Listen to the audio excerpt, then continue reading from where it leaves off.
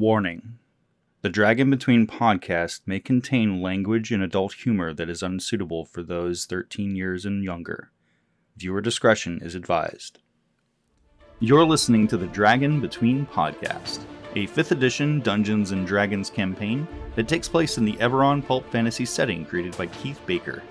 New episodes are recorded every other Sunday and released on the following week. Don't forget to like, comment, and subscribe to the YouTube channel for clips and future episodes. Follow us on Facebook and Twitter for updates and news on the podcast. Thank you for listening, and now on with the show. When we last met, Lathana Aisha awoke to an intruder with murderous intent.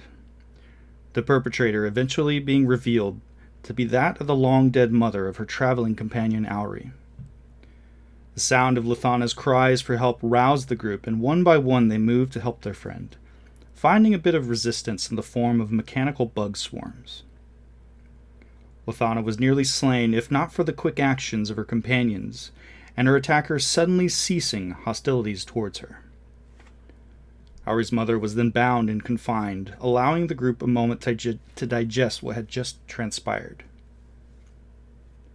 What followed was a long parley in the war room, with Lathana pouring out everything she had kept hidden about herself. More was revealed about Lathana and Auri's connection, and Esmer was found out to be an inspired called Lila Anter, hitching a ride in an Aisha body.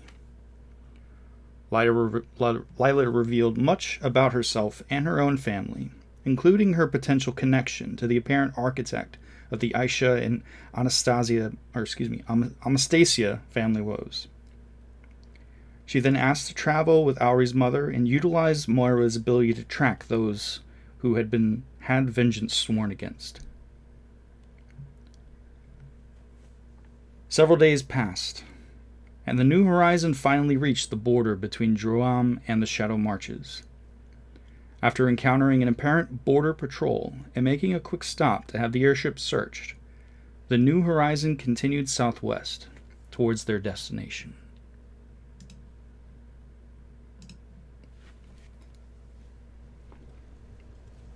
The gentle rocking, the ship passing over the Shadow Marches now. You all go about your business this morning, the 20th of Ron. And Auri, you hear a strange noise as you're sitting in your chambers, preparing for the day, going about your daily routine. You hear a strange series of scratching noises coming from the vents that let fresh air into your chamber from up near the ceiling. I'm gonna get closer and see if I can see what the noise is. Okay. The ceilings aren't vaulted, but it would take standing on, say, a chair or a stool, which you do have in your room, to get up close to get a good look. Yeah, I'll push the chair over to the vent and just try and get as close as I can to see what's going on with it. Okay. Would you like to make a perception check? Yeah. Go for it. I think your passive is like 18. So would you like to use your passive perception? Yeah, that'd be better than what I rolled. Okay. Ordinarily, passive perception is more for like something that you see that you're not actively trying to look at. But even with a 12, that's still more than adequate to see what is making this noise. So as you look into the small hole on this little opening in this pipe that runs along the corner of the ceiling, between the ceiling and the wall, you just see what looks like a pair of feet that just sort of scampers off, just runs past your vision as you get closer to it. And then as you sit there and look, your eyes following the feet, you see more feet, just continuing to hear the sound of pitter-patter of just running through the pipe. What kind of feet are they? Are they like humanoid feet, or are they paws? Or... It's very difficult to see. It's very dark, and there's a no light source within the pipe. So you just barely caught a glimpse from the light source which is within your cabin, and you just saw the teeny tiny little feet just running by, Okay. and they seem to be traveling towards the next room. Oh, are you guys okay up there?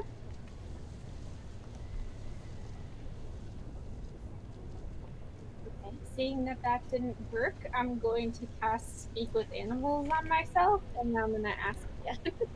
Okay. Hello? Where are you Um, going? as you say something, it seemed like your first line of questioning didn't get a response, and when at first, but just before you cast your Speak with Animals, one of the sets of feet stops. And you can see something now. It looks like it's lowered its head down and is peering out, looking at you. Hello there. And there's a bit of a tickle in your head, as whatever this thing is, it appears to be attempting to communicate with you, but not with words. Nothing that you hear audible. You continue to hear the echoing sounds of the feet, the many feet, just sort of this strange echoey pitter patter coming from out of the aperture within this pipe.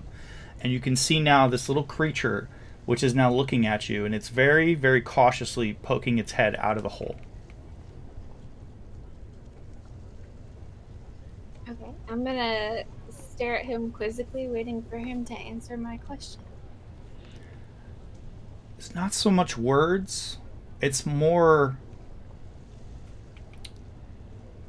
an instinct, a feeling. You get a feeling of confusion, wanting out. Like you feel like you get a sense of like it feels confined. And you can tell that this thing doesn't appear to be the hole is just big enough you can see it, but it's not quite big enough for it to get out. You know, we're gonna be landing soon. If you feel stuck, we'll make sure you get out. But I don't know where y'all are running to. And you continue to feel like this, whatever this is, it seems to be attempting to communicate with you almost telepathically, and it's continuing to give you that emotion of frustration and confusion and wanting to get out. And when you say that, it changes from confusion to a bit of elation, sort of a hesitance, but it continues to stare at you through this aperture. And as you continue to look at it, you start to make like the features of what you assume is its face look very similar to something you saw a couple of days ago. And you're racking your brain, and it looks an awful lot like the Mushroom Man from a few days ago, from that traveling trio of bards that were let off in Delathorn. You look familiar. Did you come here with that merchant?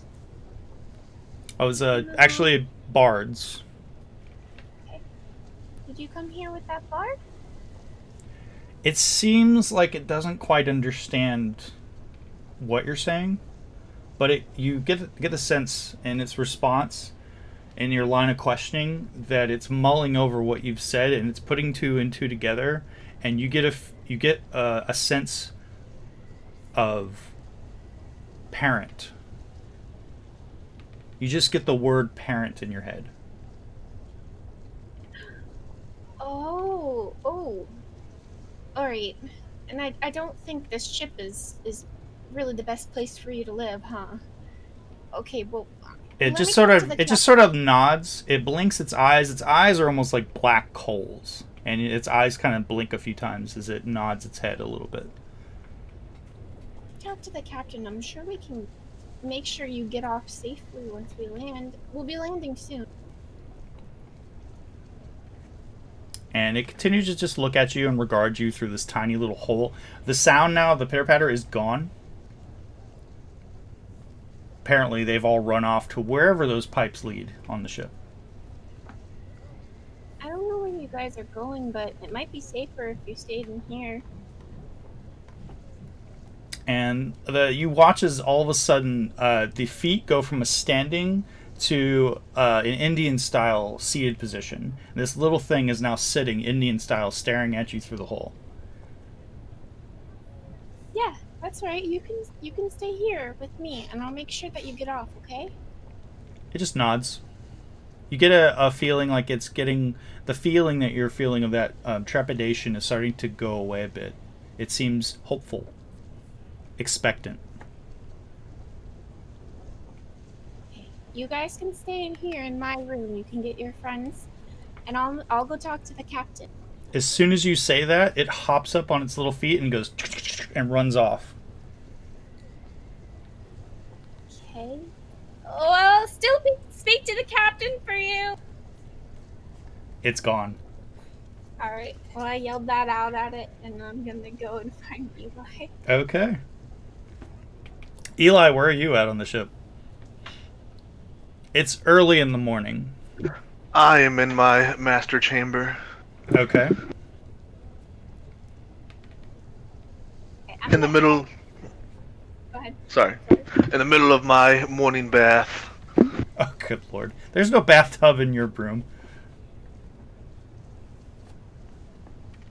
I thought, wasn't that like a shower thing? Yeah, you got a shower in your room. Yeah, and his morning shower. Okay. So, I'm to assume that you've given the rest of the group the ability to come up and see you if they need to? To come up to the command deck? Yes. Okay. Yeah. They can knock on the door. Okay, so eventually you hear, as you're sitting there taking your shower, you start hearing a strange sound, and the pipe is starting to rattle of your shower. And then you hear a shpoop, and the water stops hitting you. What the?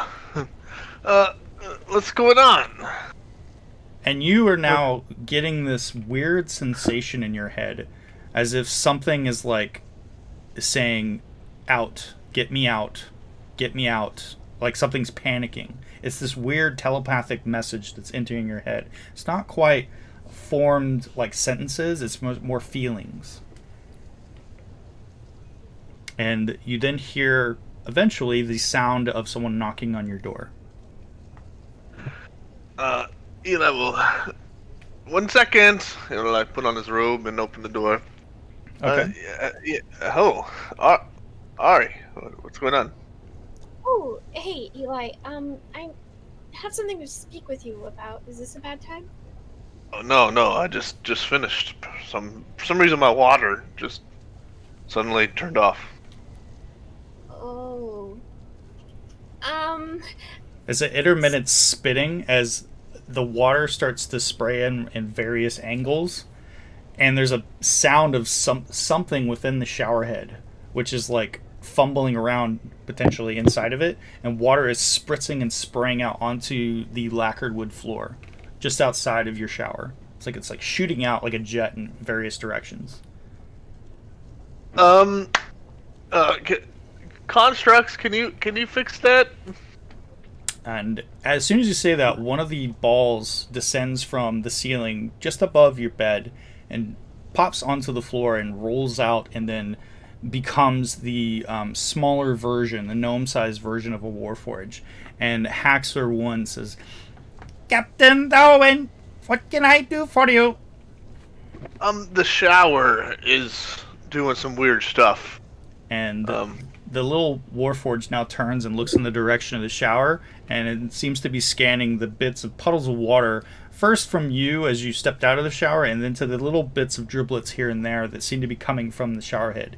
And it says, "Oh, what a mess! What a mess!" And he runs up towards the shower, climbs the side of the wall, and starts staring at the shower head, and is getting hit in the face repeatedly with water as it's spritzing out at different angles. He then begins pulling and twisting until the end of the shower head comes off, and he is suddenly knocked to the ground as about 24 little myconid sprouts come shooting out of the end of this pipe onto the floor and start hopping up and down and exclaiming, and you just hear a cacophony, both of you, in your heads of freedom, yay. And what the holy crap? They start jumping up and down and dancing and making these little squeaking noises, and one of them runs past you through your legs, Eli, and runs up the side of Auri and just starts hugging the side of her head. Oh, hey, you got out. This was what I was coming to speak with you about, Eli. Stowaways, I see. I don't think it's really their fault. And where'd they come from? Well, I think they were here at that bar, but they kept... Clearly you can see they can't really talk to you, but they made me feel like they needed to get out. I guess they just meant they wanted out of the pipe. I thought they wanted off the ship. Oh, they're definitely getting off the ship. The Haxor one now is just sort of looking around, looking back up the shower, has reconnected the shower head after looking at it for a few moments to see if anything else is going to come out. Water has jetted out of the end of the shower head, but he manipulated it and turned it off. Has the head back on now, and he's back on the ground, and you hear Haxor one say, "Captain Darwin, we have an infestation. Shall I terminate?" And you watch as he holds up one of his arms, and the hand turns into some sort of a barrel, and you can see a little bit of a glow now starting to emit from the end of it as he's aiming it and at one of a cluster of these little myconid sprouts. No. I'm gonna go, like, on the floor and, like, spread out and kind of in front of them to block it. No. Don't kill them. Out of the way, Missy! Stand down for now. I don't... We'll figure this out. Okay. Do you require any more of my services? No, I don't. I'm good, thank you. Haxor's hand click, and you watch as the barrel now turns back into a hand, and Haxor now does a running, just a sprint towards where your bed is, and does a roll and turns into the ball, and then pops up the wall back into its holder. And you now have this cacophony of about 20 myconids that are all dancing and bobbing and just doing little spins around on the floor. Some of them are standing now on top of chairs, on a table. You can see a couple of them are running up the side of the various bookshelves and just sort of hanging there. And they're all squeaking and squealing and making this weird sound that kind of sounds like singing. Okay, this is gonna be a problem here. I don't know. I don't think that they mean any harm. We'll be landing soon, won't we?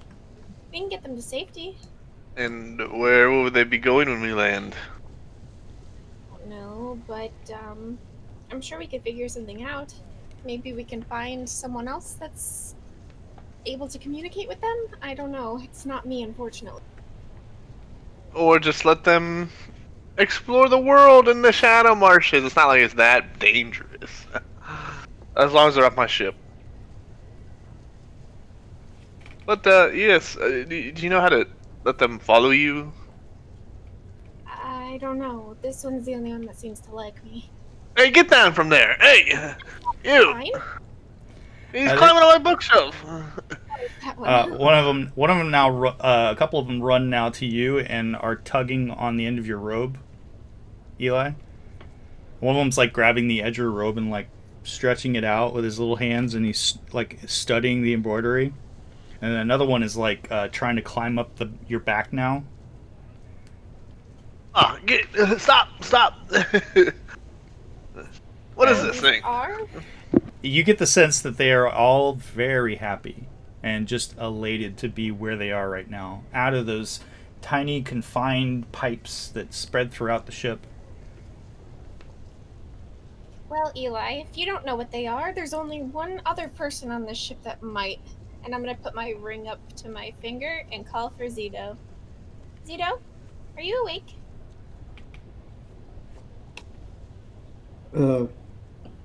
Yeah, what is it, Ari? Hey, could you by chance come up to the captain's quarters? We have a bit of a situation, hoping maybe you understand it a little better than we do. Sure, just let me get dressed real quick. And, Zito will get dressed in his normal clothes and, head up to Eli's room. Okay. Takes a couple of minutes, and then the familiar sight of your wizard/artificer companion Zito emerges from the elevator and steps foot into the chamber. And Zito, you can see now in the palatial chambers of Captain Eli, there is just a cornucopia of little creatures that are just having the time of their lives, apparently. And as soon as you get close to them, you get this overwhelming feeling of just, they seem very happy right now. And it just like a low din in the back of your head, hearing all these telepathic messages from all of them, just like music in your head. It's like a radio station, you can't change the channel. You know what these are? You can make a nature check. That's a natural 20. Nice. So, Zito, in your studies, you would know that myconids, which is in fact what these creatures are intelligent fungi that live typically underground in the Underdark. They're usually very enlightened creatures and seek further enlightenment and deplore violence. And usually, if you approach a myconid peacefully, they will gladly help you or allow safe passage through their colonies. These would appear to be sprouts, which appear to be the first form of a myconid after they have hatched. Essentially, they come from spores released from older myconids. And one would assume that apparently you've had a spore, or recently you've had a myconid drop some spores on the ship. If I see him again, that's extra. And he starts counting 1, 2, 3, 4. That's a lot of gold per person. You would also know, Zito, that myconids, even at this early stage of their life, are able to communicate with creatures with an intelligence of 2 or higher that aren't undead, constructs, or elementals. They can communicate telepathically with you if you're within 30 feet of them. Essentially, it's you're breathing in a dust of spores that are coming off of them, which are allowing you to communicate with them telepathically. So these are just myconids. These are rather young myconids.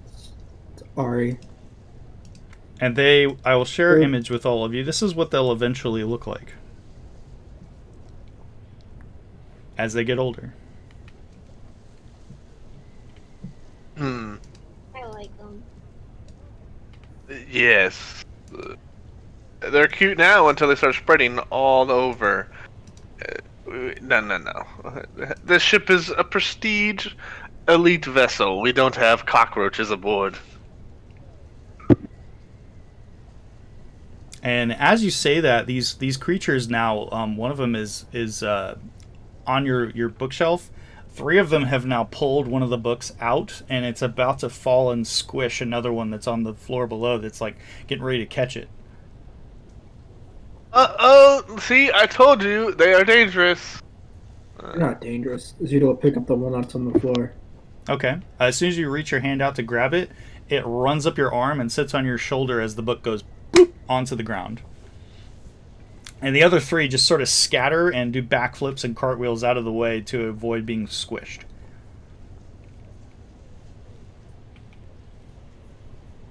So what do we do until we... So they'll take a look at the book that they pulled off the shelf, see if it had any significant meaning. It appears to be a history of jokes. Oh, Lathana would love that. It's specifically referring to a bard from House Thorani. Oh, yes, I remember that book. Now the other Myconids are gathering around it, and they're lifting it up, and they're now running out of your room. Oh, no. You just hear the sound of the little feet going as the book is now floating a couple of inches, just under a foot off of the floor as they're running away, holding it up in the air. And you just get this sense of just like they're just having the time of their lives. Oh, that ends right now. This is the captain speaking to the crew. Please bring up a box, a pretty big box. We have intruders on board. And make sure the box is bringable. You should look into getting one of those kiddie corners for the cruise line. As you peer out of the hall, the hall leading into where the wheelhouse is, you can now see one of the Warforged is sort of bent over a bit with his arms out in front of him, and he's following this procession of Myconid sprouts that is carrying this book, and he's trying to grab the book, and he just can't quite grab it as they're like running, gaining a few inches and then losing a few inches, as running back and forth Scooby-Doo style in front of you from outside in the hallway.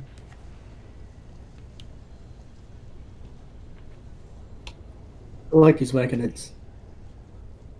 Well, you can like them off the ship.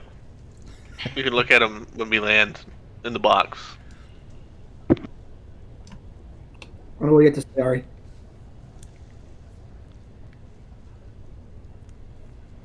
I'm sorry, I didn't hear you, Zito. What was that? So what do you have to say about that, Ari? I told them they could stay in my room. I was saying Ari's room. Yeah, at least until we get them somewhere safe when we land. They went through the pipes of the ship. There is You have no idea how much damage they could do. A sound of many little feet as all these little sprouts now begin running towards Auri, and they all begin jumping onto her, and you are now covered in sprouts, Auri. About 19 minus the one that is still hugging the side of your face. Auri is currently covered, well, I would say about 15 of them, as 4 of them were carrying the book outside in the wheelhouse. I don't mind letting them stay with me. They don't seem like they'll do that much harm. I don't really have many belongings that they can really mess with in my room. I'll only agree to that if they stay in your room and don't leave. Only until the Shadow Marshes. Then they get off my ship. Well, it's funny you should mention that. You're over the Shadow Marches, sir. Oh, I know. Look at the time. We're already here. Good thing. You're gonna tell me that you're gonna kick these little spores out in the Shadow Marshes? They're only kids. Which their father abandoned them. So, well, then if you feel so kindly, then we can ship them off to him. Wasn't he some bard in the 2 cities back? We can mail him to. You told them that you just dumped a bunch of kids onto the Shadow Marshes. I mean, you really want 20? They're fungi, living fungi. They're intelligent fungi, and they're kids.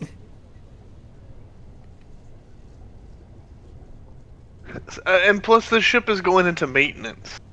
You really think those people, the crew, if they found any of these on board, right? Myconids have rights too. I think if they were educated on what they are, maybe they would be kinder to them. Hmm. I, Jeremy, has Eli ever read anything about them? I don't know. I'll tell you what. Make an intelligence check to see if you remember anything from your studies. Okay. You would have the basic knowledge of a myconid. You would know that they're typically considered to be not a pest, but a very private society of creatures. They are sentient. You would know they are sentient creatures. And they typically are not seen very often on the surface world of Eberron. Usually only found in places where it's wet and damp and dank and dark. Like the Shadow Marches. This might be a great place for them. Thank you, Ender. Ender, come on in. Yeah, I walk in. Ender comes in with his toothbrush in his mouth. I've actually been here the whole time. See, Ender agrees. The Shadow Marsh is a perfect place for them. And were Now you you watching now you understand show? why your shower stopped working. I actually flushed the toilet. Wow. Don't you think, Ender? These will just harm the ship. Okay, it's a bad idea keeping them. It's not about the ship. It's more about where would they be happiest. And I think the Shadow Marches would be a great home for them. But in the meantime, I think a good foster home would be with our. I think so Oh, too. I liked what you said at first. So repeat the first part, but the second part leave that out. The Shadow Marches it's a good home for these fungi. Thank you, and stop right there. See, he agrees with me.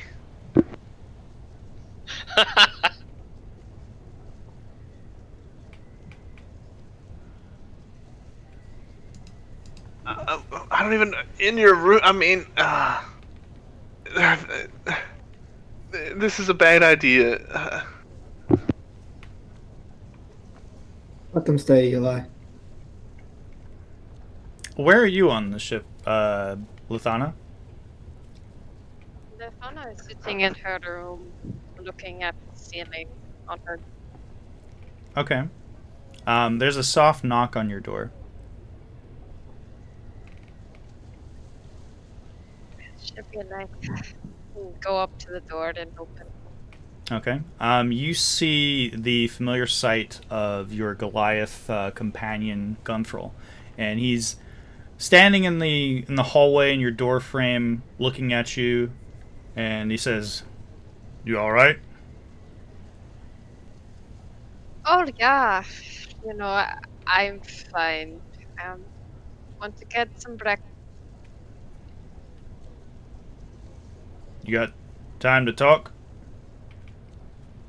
And like I've told the time in the world. Good. I'll get breakfast with you. We'll talk. And he allows you to collect yourself and head towards the mess hall, the war room.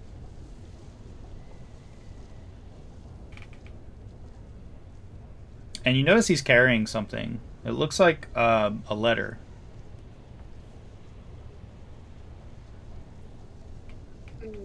What's that you're carrying? Oh, that's what I want to talk about.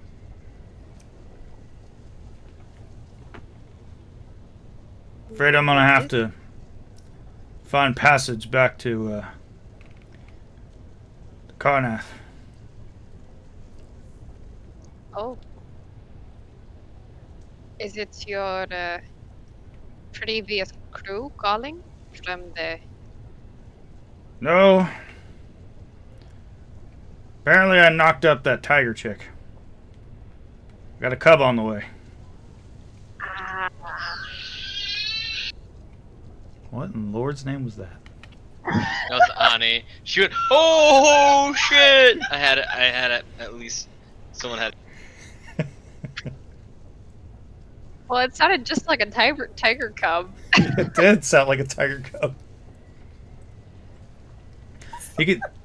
You see Gunthral is just a look on his face that doesn't look familiar. He seems a bit lost. He's a relatively pale anyway. His gray skin, the tribal tattoos that crisscross over his face and neck, and he continues to look. He's holding the letter in his hand, and he's almost like he's crushing it, but not quite. Like he wants to destroy it, maybe. And he looks to you, and he says, "Never been a father. My own, didn't really stick around. Thinking I may have to give up this lifestyle. I'm afraid I may have to leave your service as a bodyguard."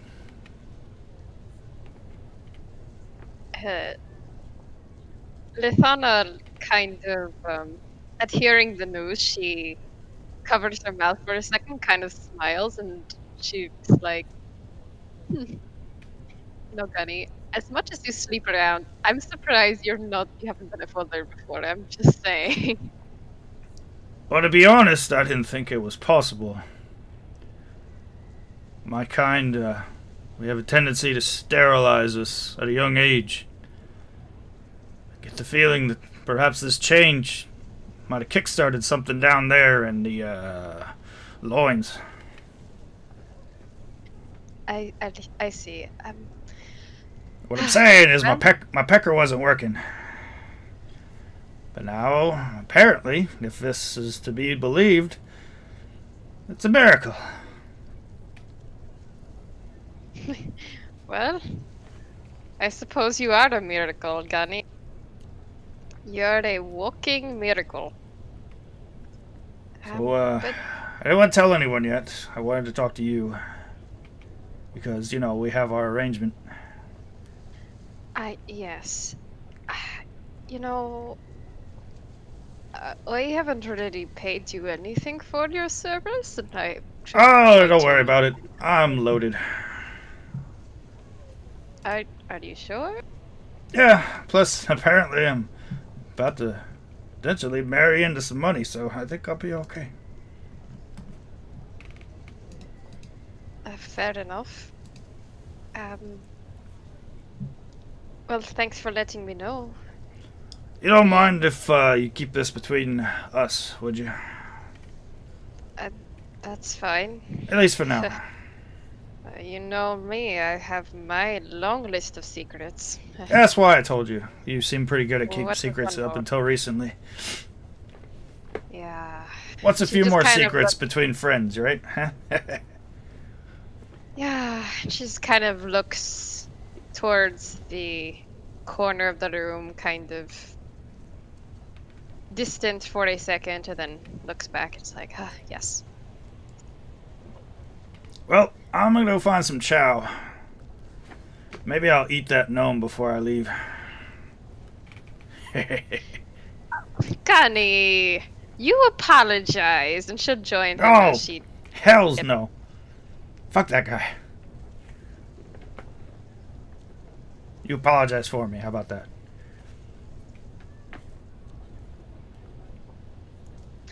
And she goes over to get breakfast. I gotta go figure out a way to have my way with Ender before I leave, if you'll excuse me. Okay, you go do that. And he just sort of stomps off. Still clutching the letter in his hand. And the letter itself seems to be, it's strange. It's nothing like you've ever seen before. It almost appears transparent in places. And it looked like it had haphazardly been unfolded from some sort of a shape.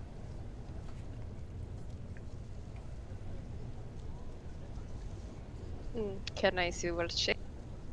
I would say with your passive perception, it looked like it was folded into potentially an animal shape. Something with wings. Oh. Very nice. And racking your brain, you think that you're not entirely certain, but you feel like he's been carrying that around with him for a few days. Like he potentially got it while you were all stopped somewhere. Hmm. But after that revelation, what would you like to do? Lathana will go eat breakfast and then see if anyone else, where everyone else is. Okay. Back up in the captain's chambers, do you all eventually disperse, or do you continue your conversation about the myconid sprouts?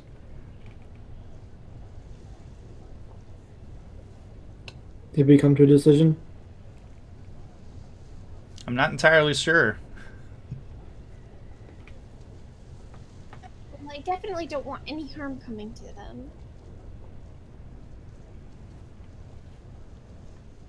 They won't be harmed in the Shadow Marshes. Okay, so am I able to tell if these myconids would they be able to survive by themselves? Like, do they have to have like a pair? With your nature check of that was like 20 something, you would know these things are fairly self-sufficient, but as you know, I mean, small creatures, the circle of life, putting them out into the wild, it's kind of like up to nature at that point. And these, to your knowledge, are in fact the infant version, larval version of a myconid. So you know that they probably wouldn't take much to snuff one out. Eli, I can't allow you to set these myconids free until they grow at least to be 3 foot tall. I mean, let nature take the course. It's nature. That's like saving every creature in nature. If we breed these into captivity, then all it'll know is captivity. I mean, we'd be basically killing them once we free them and once they're 3 feet. These are also plants. Or fungus.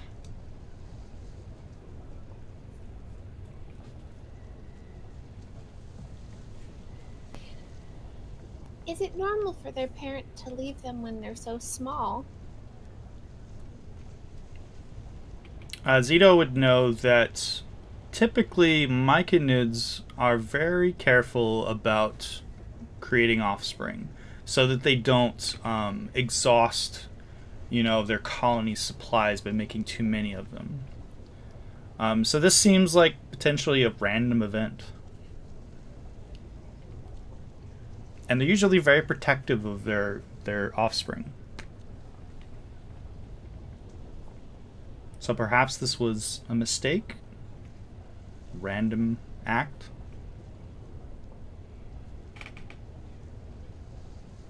So you're saying is if we send them back to that bard mushroom dude, that we could get a lot of money for them. Eli, it's not about the money. They're children. Fungi. Children fungi. Maybe they'll grow up to be very fun guys. Today. Good night, folks.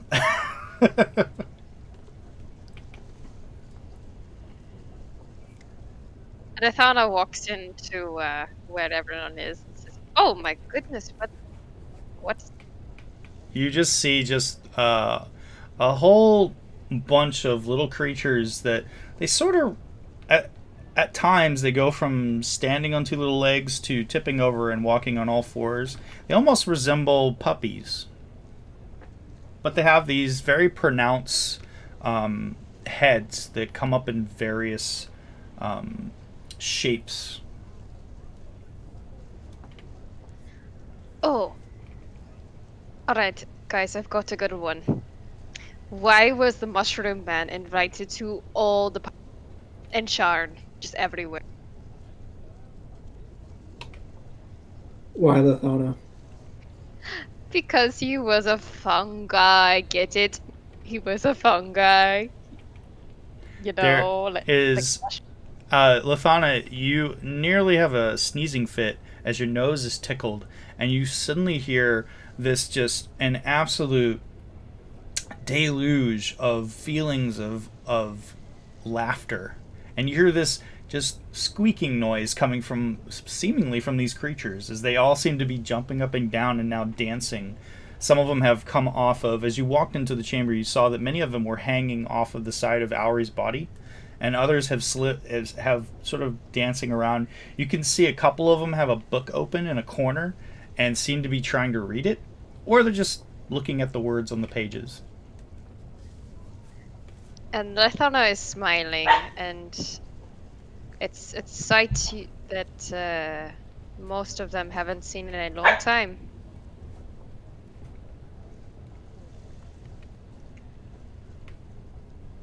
And Lathana's dog bark.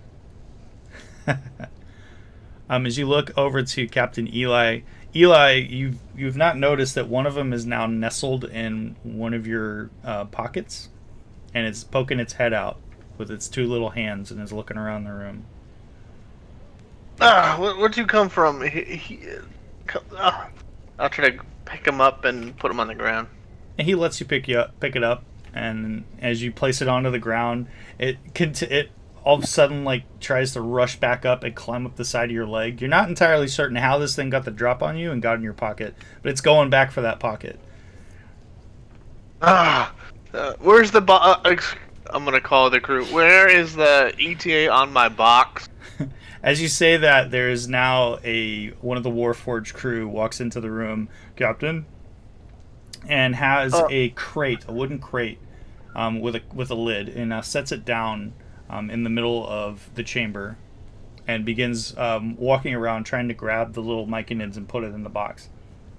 Yeah. See, that's a good crew member. And it takes a little while, but he's able to gather all of them, minus the one that is currently physically attached to the side of Auri's head.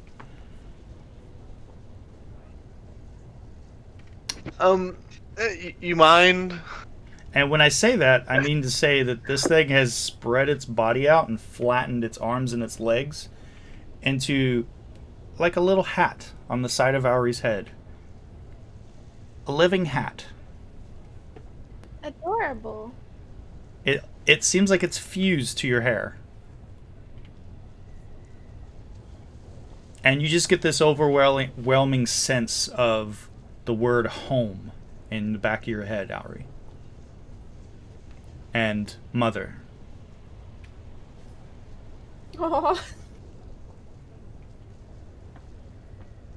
The rest of them are all gathered, put into the box, and the Warforged crew member now begins to close the box, and you can all see the little heads of the myconids as they're hopping up and down just as the box is sealed. Leave this one. He's comfortable here. And Warforged just looks at you and says, "Okay, very well. Captain, you want me to stick this in the cargo hold?" Eli, you could put them in my room. I swear it'll be fine. All right. Eli will inspect the box and make. Is this box breathable? So like holes in it. There are no holes in it. It's not 100% airtight. It's a series of wooden slats that have been constructed into, a wooden box. So like airs that can get in. Did they need air holes? And I feel like they probably like the dark, right? But what do they eat? I have no idea. They're fungi. Decomposers. Oh, they decompose. Oh, okay. So give them the leftovers. All you really know, Zito, is that they act like any other non-ambulatory mushroom. They prefer to be in the dark. They're not really big fans of sunlight. In fact, sunlight makes them sick.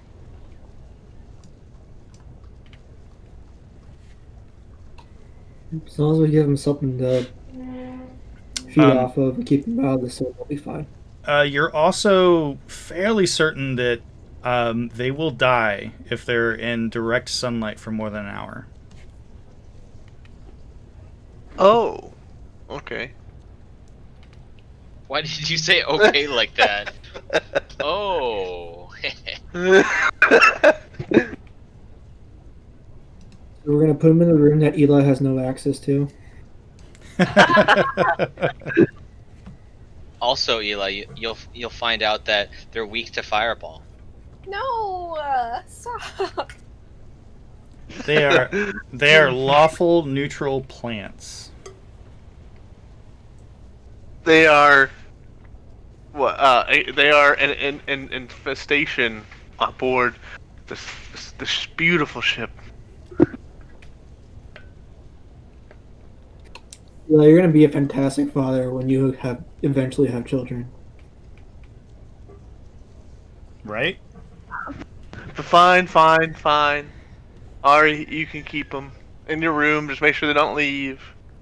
Got it. see- Oh, I have repairs lined up, and it looks kind of awkward, especially how the New Horizons is just a new company and all. That if we were hit with a infestation bill, exterminators are not cheap. I think like what it was mentioned, I'm pretty sure a couple fireballs might take care of that, or maybe one fireball. But for you, Ari, I'll let them live. He does have a heart, and on this day, Eli's heart grew 3 sizes. so it's still about the size of a quarter, but we're making progress. So the Warforged crew member has now shifted his attention towards you, Auri. He'll follow you if you lead him back to your chambers, or you can direct him to drop the box off at your room. I will just. I'll just tell him where to go. And he says, "Okay. Do you want the box open or closed?" Put it underneath a desk so it's nice and dark. Keep the light off in there, and you can leave it open. Okay. And he takes the box and exits the chambers, heads down the elevator towards the decks below.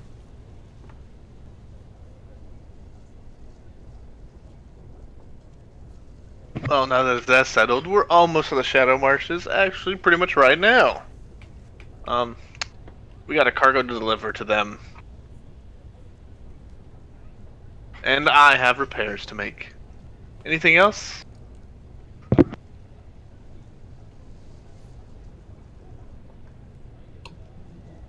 Yep, Zito's gonna head out of Eli's room.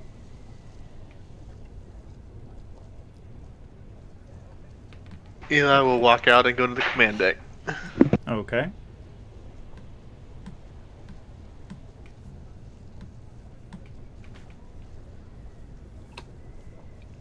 Wait a minute. Zito's gonna go back to Eli's room and pick up that book to give to Lothana. Okay. Zito presents the Book of Jokes, written by a bard from House Thorani. Oh. I remember this book. It's called The Simple Grick. And there is a picture embossed on the cover of what appears to be a brain with a beak on the front of it, and several tentacles that are coming from the bottom of it and splayed out in various places. And it looks like one of the tentacles is holding like a pair of maracas. I think this book was checked out back when we were at that mansion, when we were told to kill that one creature, and we were staying at the mansion, and I was reading a joke book, and I think, I don't know, Eli was hitting on me and wanted to learn about jokes, so he checked out a history of jokes from a library. What a scholarly book to read about jokes. That's a good memories. Thank you, Zito. Yep. I noticed that those Mike and Neds kind of enjoyed your comedy, so maybe you'd be able to keep them entertained every now and then. Maybe. It was, it felt good to tell a joke again after so much, well, just so much. But anyways, I'd love to go chat with Ender about what the heck we're going to get into ourselves into in these shadow marshes. It's not a bad idea. I assume Ender is standing right there still, unless he's wandered off. I'm gonna correct her and say, oh, the shadow marches. People always say black marshes, but I mean, the DM once called it the shadow marshes, and then I once called it the black marches, so we're all a little bit right. It's the swamp of many names. Well, I'm looking forward to, I guess, seeing you at home, Ender. I'm looking forward to it too. I'm not sure what to expect. When I left, this place wasn't ruled by one. It was ruled by many. But now I see unrest in this nation.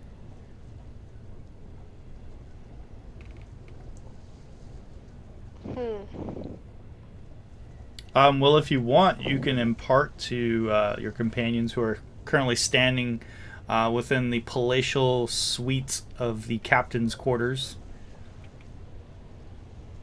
You can give them a little lowdown on the shadow marches.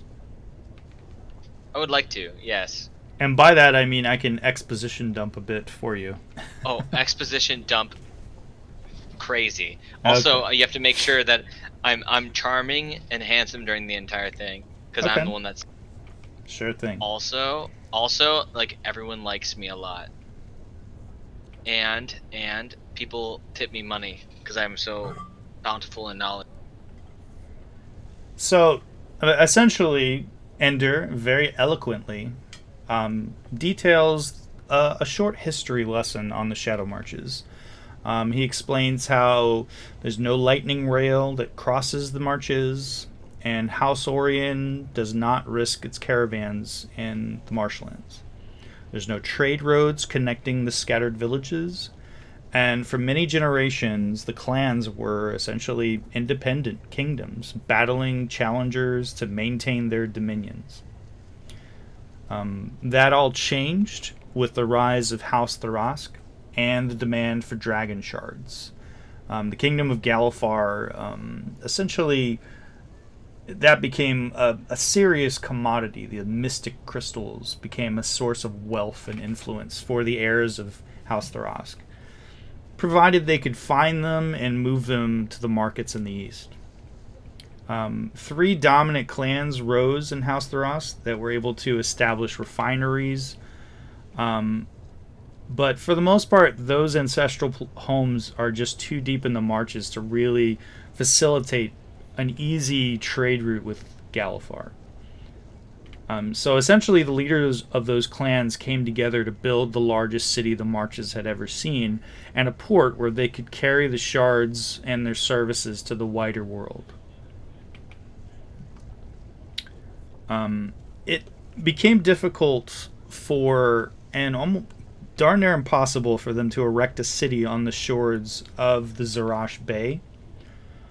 So their architects came up the Glum River until they found a region that was stable enough. And even then, it was no simple task to build a port.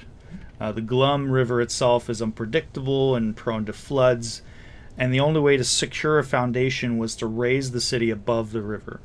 So the style of building, which is common through the marches, that stilted abodes, essentially became the template for the city.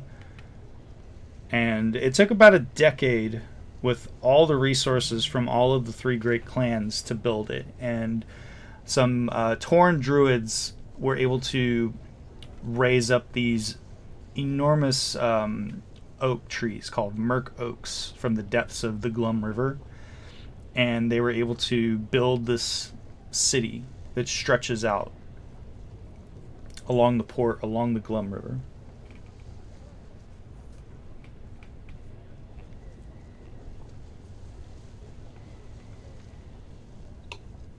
And just to be clear, there's no kobold-eating creatures there like the last town we visited. Many. Oh, fantastic. Ender would tell you that there are many predators within the Shadow Marches that would love to dine on a kobold.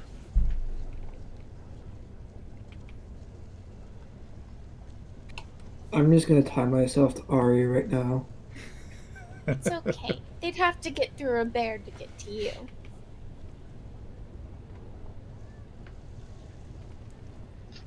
That was adorable. Or maybe I'll tie myself to Ender this time. Or I'll just sandwich myself between the two. So I'm maximum safety.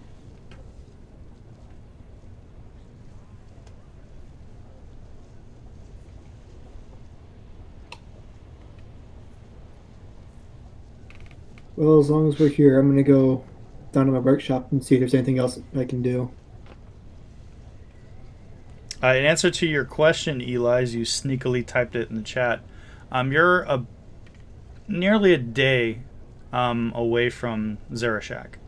A day's travel. Just under a Gunny day. Around? Did Gunny come in with anyone? Is he... Gunny has been keeping to himself for the last few days. Seemed like perhaps he has something on his mind.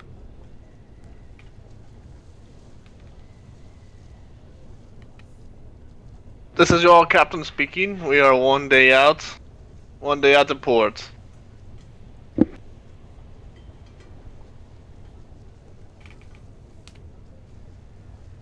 So my question to you all after hearing that information is, what would you all like to do for the rest of the day?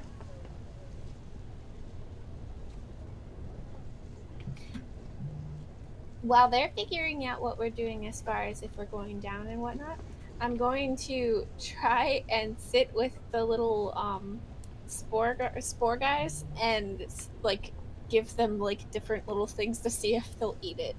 Okay. And like see what they like to eat.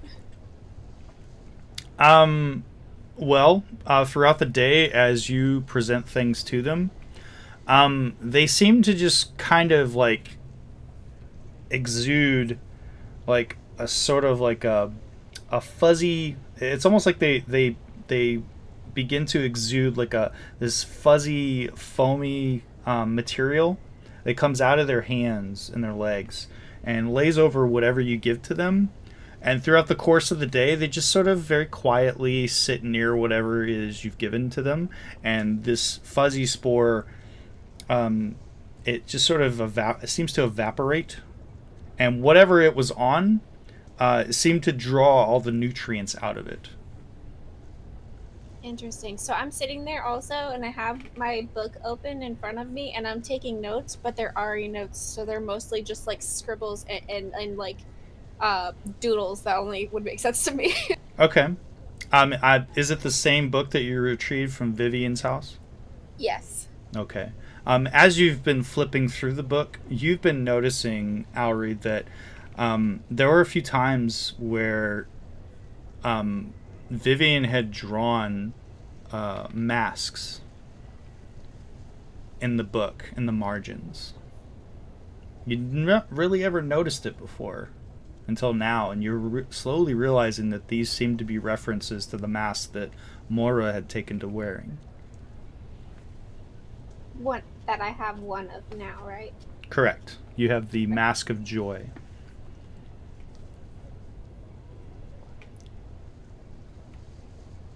And the little myconid has detached itself from your hair, leaving behind a little bit of itself as it does so. It didn't seem to hurt it. And it's now sitting on the top of your book as you're making notes and scribbling. Like sitting right where the binding is, perched. Perfect. I love him. He's adorable. What about the rest of you all? I know that Zito, you said you were going back to your workshop to see what you could work on. Yes, I'm finishing up my prototype. Okay. What about you, Lithana?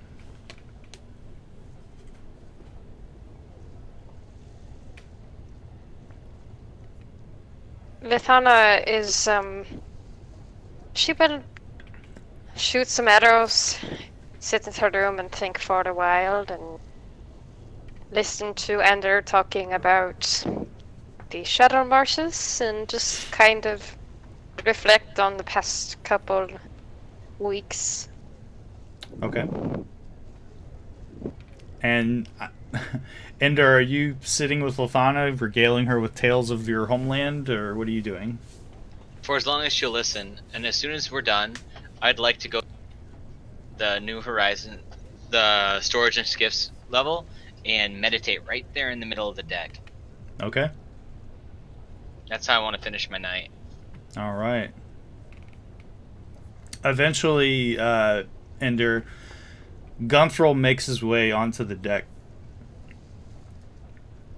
And he just sort of goes,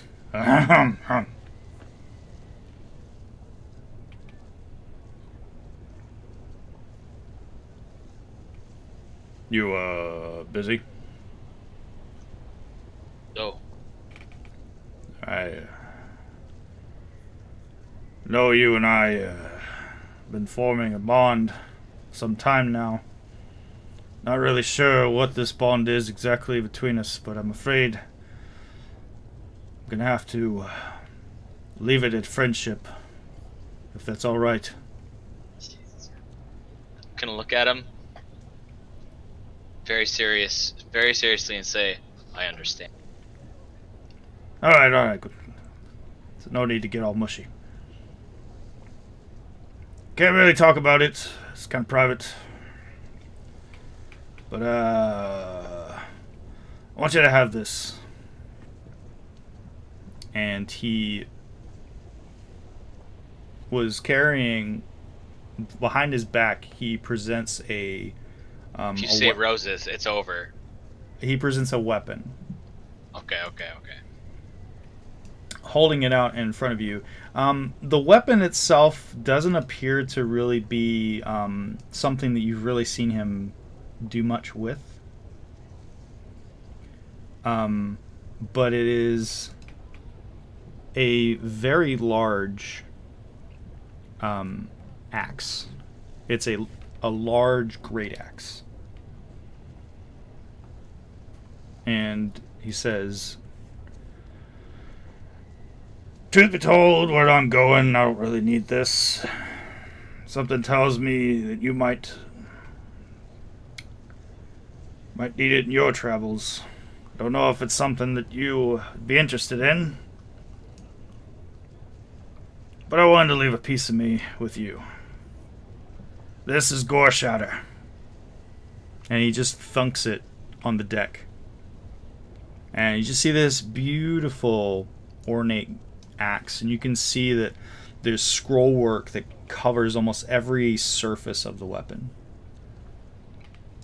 All right, so I was sitting there like cross-legged, almost. I was meditating, right? And he came up to me and said this crap, and I've just been very little responses from me. But as soon as this guy shows me this axe, I'm gonna jump up to my feet, and I'm going to crouch down and like get excited over it and go, "Whoa!" And he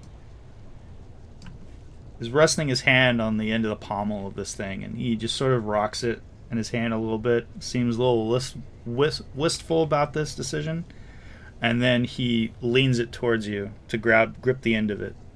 "There, grip my shaft." I grab it with one hand, and then I slap him on the shoulder with the other one and say, "Thanks, friend." It looks like he was going to reach out and like slap you on the ass, but instead he reaches out and grabs you on your shoulder, and he says, "I never really had many friends in my life, But I feel kindred something. Don't get yourself killed, alright? No promises. This thing will protect you. It Let's bashes take a the closer look at it. bashes the shit out of things. I'm gonna take a close look at it, and then I'm going to do a quick, do a couple maneuvers. We have enough space. It's heavy. It's a two-handed weapon. It's a magical weapon, and it is a +2 weapon.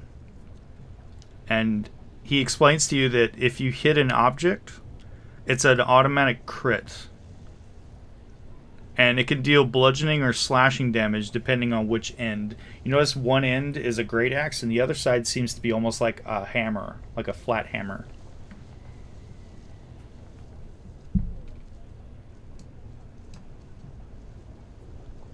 It's not really what I'm used to wielding, but it has And, momentum.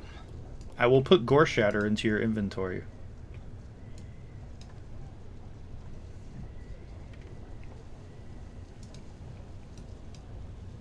There Did you he go. actually have this? Did he actually have this? Yes. Has he ever used it? I don't think he has. This thing is nutty. Yeah, you've seen him carrying it, but I don't think you've ever seen him swing it. Oh, if I hit an object, it's automatically a critical hit? Yeah, if you hit an object, it's an automatic crit. On object, right? Yep. Essentially doing double damage to objects. That is such a half-orc weapon. Holy shit. And it's got a story. I love the story. It came from Gunny. Aw, man. Now I'm gonna actually miss him. And he looks at you and he says, I'm going to be wanting that back one day. I have a reason to come back and see you. Or you can come and see me. I have no idea how long I'm going to be gone. I'm not sure. I'm not sure I'll be returning from this trip, Gunny. Well, if you have that at your side, perhaps you've a better chance. Whatever you're about to face. I feel kind of shitty leaving you all now, but I got stuff I gotta take care of. Thank you. I hope you understand without me getting too mushy on you. No need. No mushiness. Last thing I need is a were-tiger. And I say that in a whisper. A were-tiger. Crying. Well, I was gonna offer to bang you, but I figured the axe would be a better gift. Yeah, I'd say. I would have to decline. It's alright. I get it. I got my own shit to worry about. Can't be starting another relationship. Another relationship? So you're saying this reason why you have to leave is... Did you get one of those ladies pregnant? I'd rather not talk about it. Did you get each one of them pregnant? You have 6 children out there, Gunny.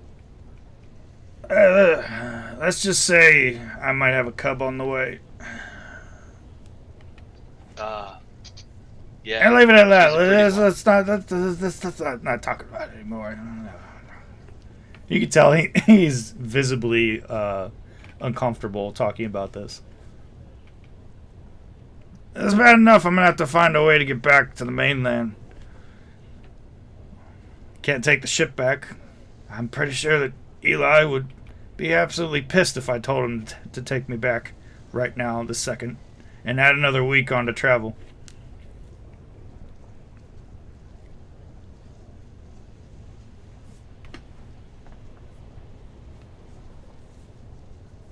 Well, I'm gonna retire for the evening. Got a lot more thinking to do.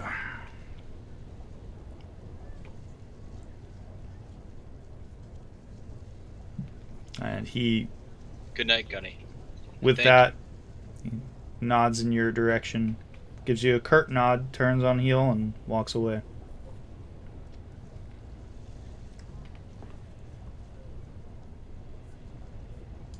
And what about you, Eli? What are you doing? Eli is reading that book and thinking his Okay. next steps and studying the cube. Very well. That's what he calls his penis, guys. Wow. I knew it. The cube. It's a throwback. Come on. I'm gonna name Alright. my penis after Gunny. Gore Shatter. All right. Would you all like to transition and have time pass to the next day? Yes. Yeah. Okay. So I'll mark you guys as taking a long rest.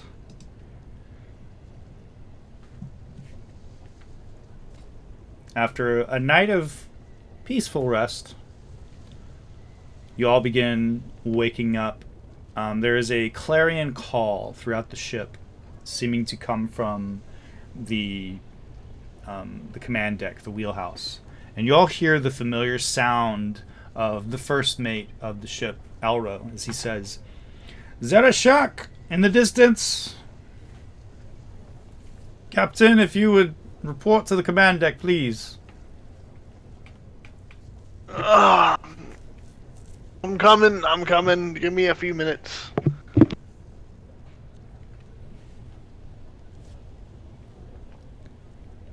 And in answer to your comment, Ari, they all excitedly wait for you to pick them up and kiss them and put them back in the box. Aw, perfect. And then around midnight, they all begin asking for food.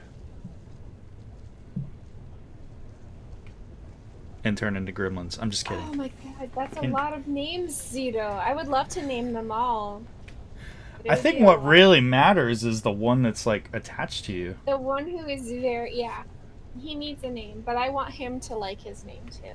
Okay. So, Eli, do you go to the command deck? Yes. Okay. As you emerge from the elevator or from your chambers, and you see out on the horizon, you can see in an instant where Zarash'ak gets its name. You can see, its nickname, the city of stilts. You can see Murk Oaks, these wide oaks that hold the city above the brown waters of the Glum River. They're about a dozen paces across, each one of these oaks, and they do seem like thin stilts set against the bulk of the port. The city seems to spread out along the Glum River, at the center of which you can see one district which you have heard from Ender is referred to as the Heart, and then around that you can see, similar to the crenellated walls around a castle, you see a smattering of stilted structures that is referred to as the Ring. And then beneath that, you can see what is referred to as the Webs, which is a collection of rope nests and hanging berths between platformed walkways that crisscross on the outer edges of the city. But beyond that, you can also see some what appear to be newer structures. You can see what is clearly a Lorandar docking tower on one side of the city. There are also other towers that seem to seem very reminiscent of the towers that you all saw on the edges of the Shadow Marches. Those areas where you encountered the individuals who checked out your ship before you crossed the border. And you can also see, hanging above the Heart, a large floating structure that has these swooping, arcing sections of it, these very, very large stuccoed building stuccoed in places, but mostly of a light-colored wood. And you can see even from this distance, this enormous palace has this steepled roof that swoops down on the corners and then arcs up a bit to these sort of like a grandiose bits that sort of swoop down from the apex of the roof and then down along the edges on each side and then arc upwards, pointing towards the sky. And Elro looks to you and says, we'll be pulling into the dock really soon. You wouldn't happen to remember what the name of which dock they said, would you, Captain? Yes. I do remember. It was this dock. As Eli remembers it because he has keen mind. And one of the... you would remember... Eli would remember that it was Platform 8, which is one of the Lorandar platforms on the main Lorandar docking platform. Yes, I remember. It's Platform 8. Yes. Okay. Yes, I'm correct. I always remember. Okay. So eventually the ship comes in, gliding in to Platform 8, and stops, comes to a halt. One by one, you are all aware that the ship seems to have come to a stop. This is your captain speaking. We are docked at Platform 8.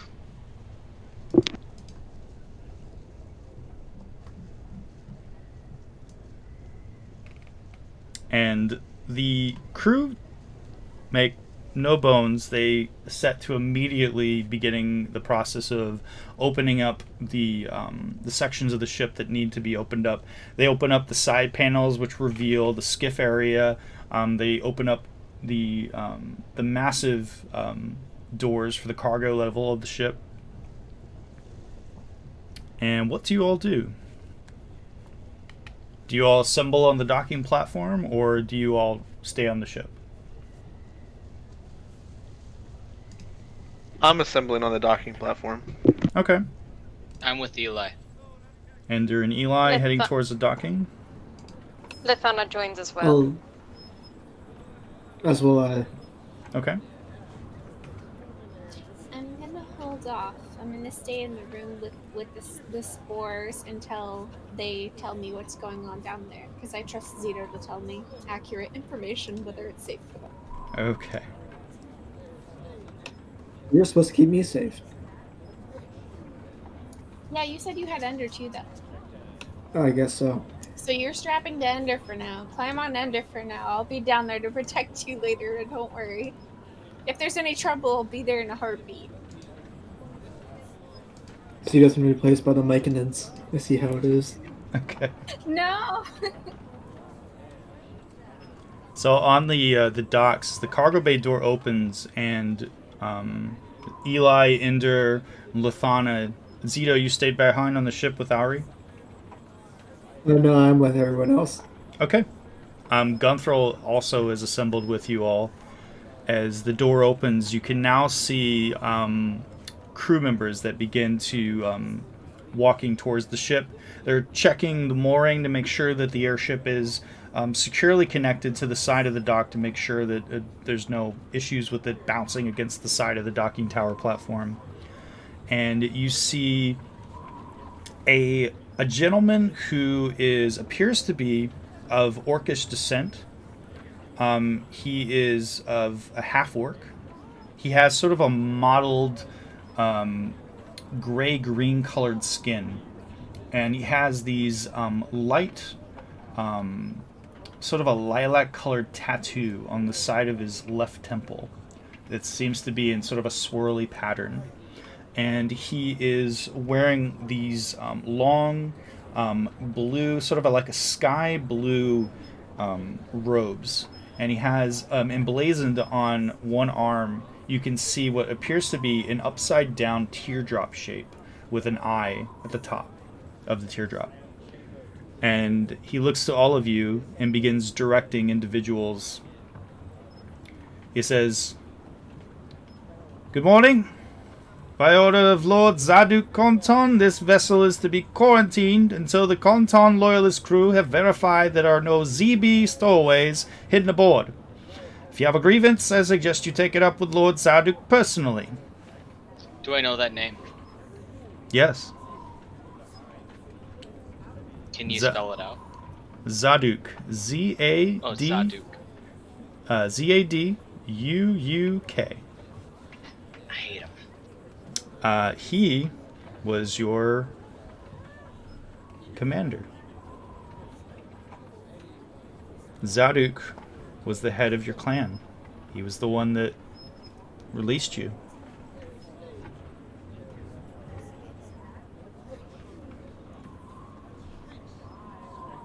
And he's continuing after he makes this statement to direct crew members to begin approaching the ship, the cargo doors.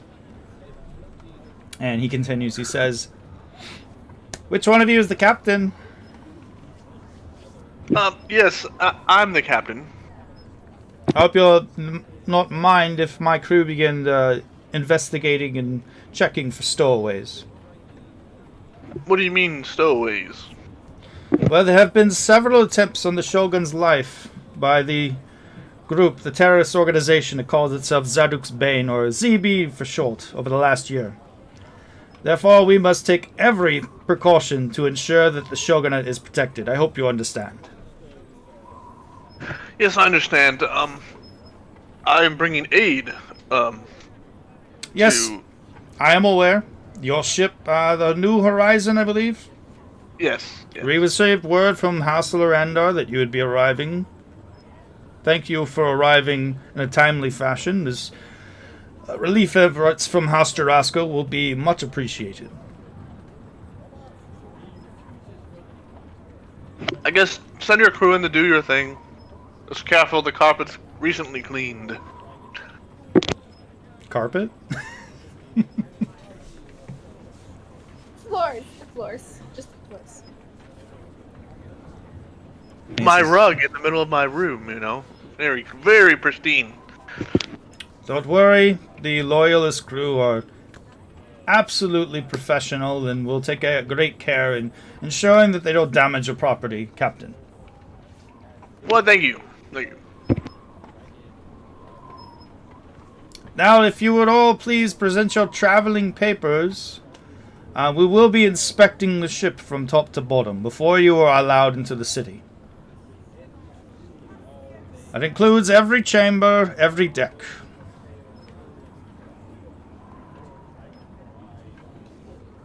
Zelo will hand over his papers. Okay. One by one, he goes to each of you and begins reaching out for your papers, which are stored within a pentagonal-shaped dark wood box that has a little metal latch on it. Essentially, it's what pretty much every traveler in the nations carries, a little pentagonal-shaped box that carries like identification papers and traveling documents. And the documents that each of you have were provided to you by the Committee of the 12, essentially giving you all an identity.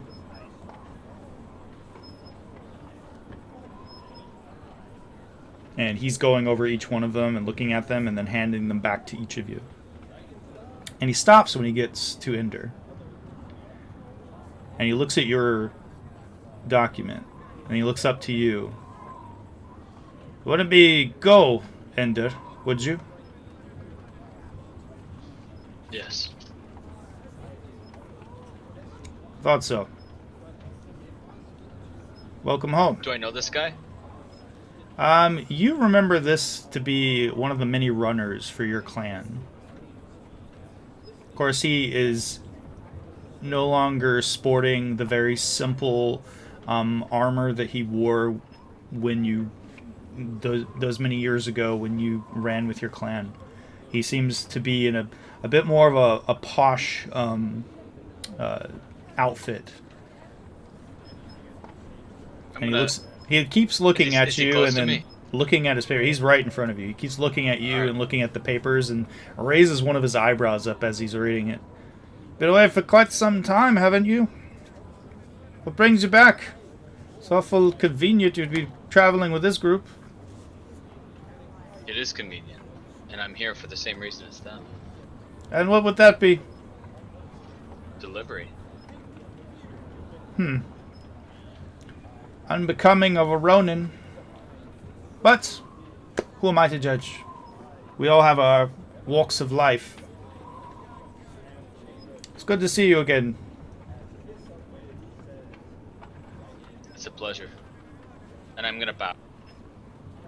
And he just sort of tilts his head slightly, looking in your direction, and then continues on, checking everyone's documents.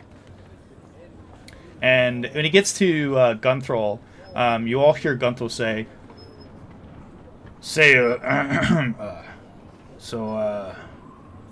I'm gonna be needing passage. You know, have any ships leaving, like, soon?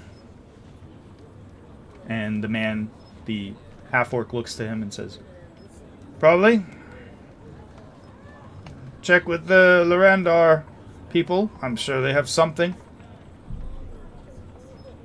And Gunthral looks at him, looks to the rest of you, and he begins walking away. You can all see now he appears to be carrying all of his gear over his shoulder.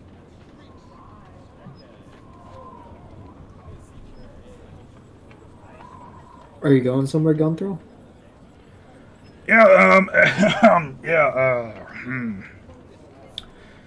I gotta go back. This is where I'm afraid we have to part ways. Yeah.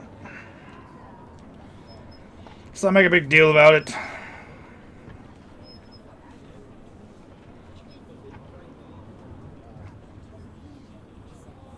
Well, Gunny, I'm gonna miss you, buddy.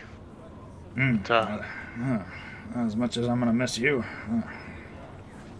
Well, if you ever come back, the New Horizon is your home. Oh yeah, speaking of that. And he walks up and takes a little pouch, little leather drawn pouch out from somewhere within his bag, and he throws it towards you, Eli. What's this? It's a little bit of, I feel kind of shitty leaving you all like this, but it's 3,000 gold. Oh. For what? Let's just call it an investment. Try not to crash this thing. You've only had it for a week. Oh, okay. I'll make sure your room is kept just for you. You don't have to get all girly on me. And he just sort of blushes a little bit and looks around at you all. He says, well, this is it for now.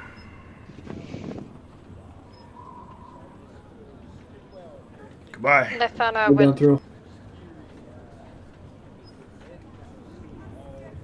would look over at Gunthral and give him a little salute. And then she'll run over and give him a hug. And he just sort of recoils from you grabbing onto him a little bit at first, and then he allows you to continue to hug him. And he takes an arm, wraps it around you, his massive, meaty arm, and he says, sorry, can't protect you anymore. You're gonna have to protect yourself and the rest of these fuckers. Do me a favor, don't let them die. I'll try. Zito's going to page Ari that Gunny, or let Ari know that Gunny's leaving if she wants to say goodbye. Leaving? Where's he going? And he's already let go of Lethana and is walking towards the Lorandar offices to speak to one of the Lorandar folk. I'm gonna run down there towards the dock if I can, and I'm gonna run towards Zito and see if I can make it. Okay. When you make it down to the docking areas, you can see off in the distance along the spire that stretches up, this central spire where all these docking platforms radiate out. You can see that the form of the back of Gunthral as he's currently standing in line waiting to speak to someone. Okay. First thing, if the spore guy came with me, I have my hood up so he can hide underneath it. He's definitely And- hiding in your hood. Okay, and I'm going to just run full force towards Gunthral and just hug him and not say a word and just squeeze him real tight. Okay. As you sort of almost trip and fall into him, wrapping your arms around him. It's hard. You can't get your whole arms around him. He's very wide. And he just sort of turns around and pats you on your head. Not like heavily, like he's going to crush your little buddy, but just like there. And he says, "I ain't leaved yet." Yeah, well, when you do, you keep in touch, okay? Of course, I gotta see you rip some more shit up. Absolutely. You're And the I'll strongest go. one here, you know that. You think so? I know so. Thanks, I've Denny. had friends who are druids. Take care of them, will you? Oh, of course. You be safe wherever you go, I'll be alright. and I'll go back and join my companions. And what would you all like to do? Continue to congregate on the platform? It doesn't take too long. It takes about an hour for them to sweep every level of the ship, with your permission also going onto the command deck, Eli. Yes. But I'll make sure my guards are there too. Okay. To watch over And them. and they do. The house beneath blades in lockstep on each level of the deck. They watch very closely. Watch these individuals. And while they're taking care of that, did you want to inquire about your airship upgrades? Yes. I'll walk over. You're speaking to Farouk, Yes. the gentleman with the half-orc gentleman with the lilac tattoo on his temple. Yes, that. Yes, Captain. Is there something I can help you with? Yes, I'm inquiring, do you guys have a dock or do any repairs or upgrades on the tower? Well, I don't have any Lorandar people for doing that here. This is theirs. The other towers are independently owned. But there is one person in town you might be able to inquire with. They've been handling all of the upkeep for the Shogunate and their vehicles.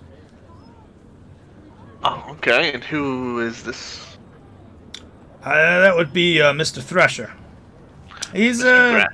a warforged. Bit eccentric. It runs a shop called the Arachno Mechanicum.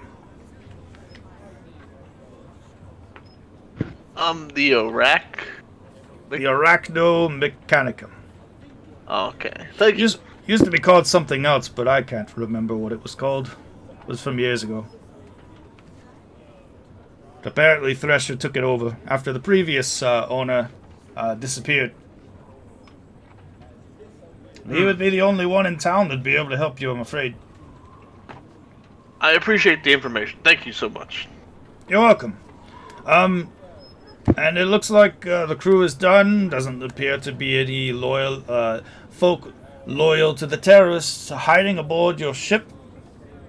You just seem to have an infestation in one of your rooms. Did you want us to take care of that? As much as I'd love that, one of my crew members is, I guess they're her pets. Are you sure? Myconids Yeah. are like bunnies. They spread like crazy. Yes, that's why they're in the We box. just drag the box out here onto the docking platform and open the lid and take care of it in about an hour. We'll have to. I have my crew. We have plans. Very well. For- I will. You are all clear to enter the city and go where you wish.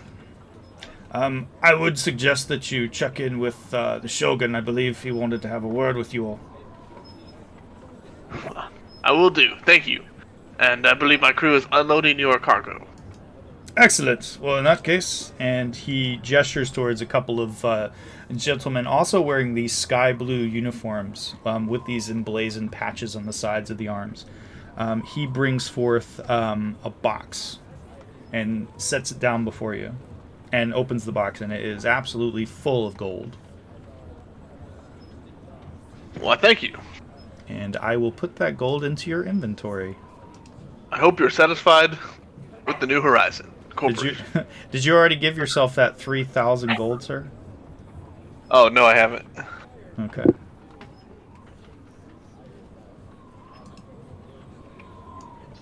Oh yeah, I was just messaging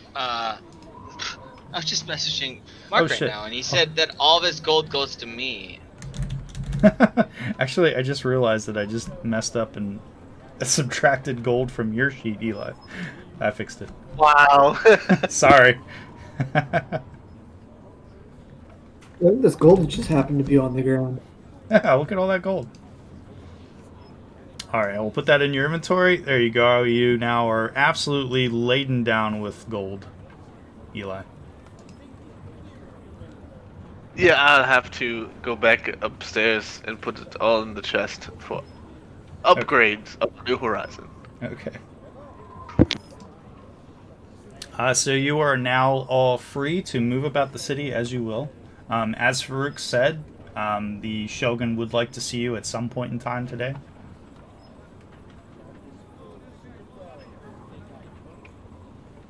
I'll look So at we it. can, I'm sorry, Zito? Where would you like to go first? let's go to the Shogun first. Especially to keep him waiting. I agree. And then maybe to Mr. Thrasher? Yes, yes.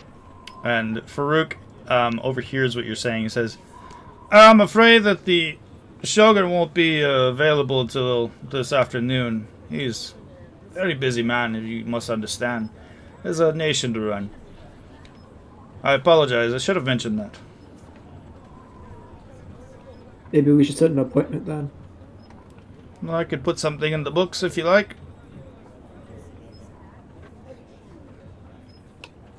I think we should do that instead. I agree, It's more Zito. Let's see, how's What time? 1 o'clock treat you? 1 o'clock sounds fine. What time is it now? Right now it is it's about 9:45 in the morning.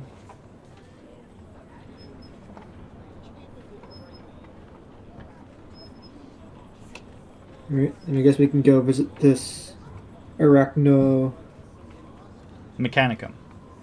Yes. Mechanicon first, and Comic- then we can go to the Shogun. San Diego Comic-Con.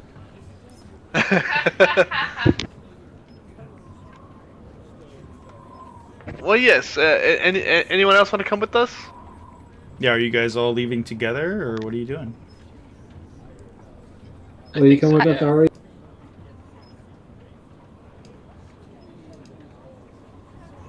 I'm coming along. Okay.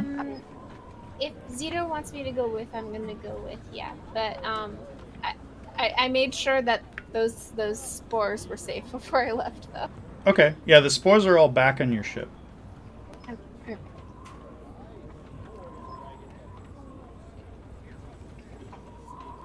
How dare you, Derek?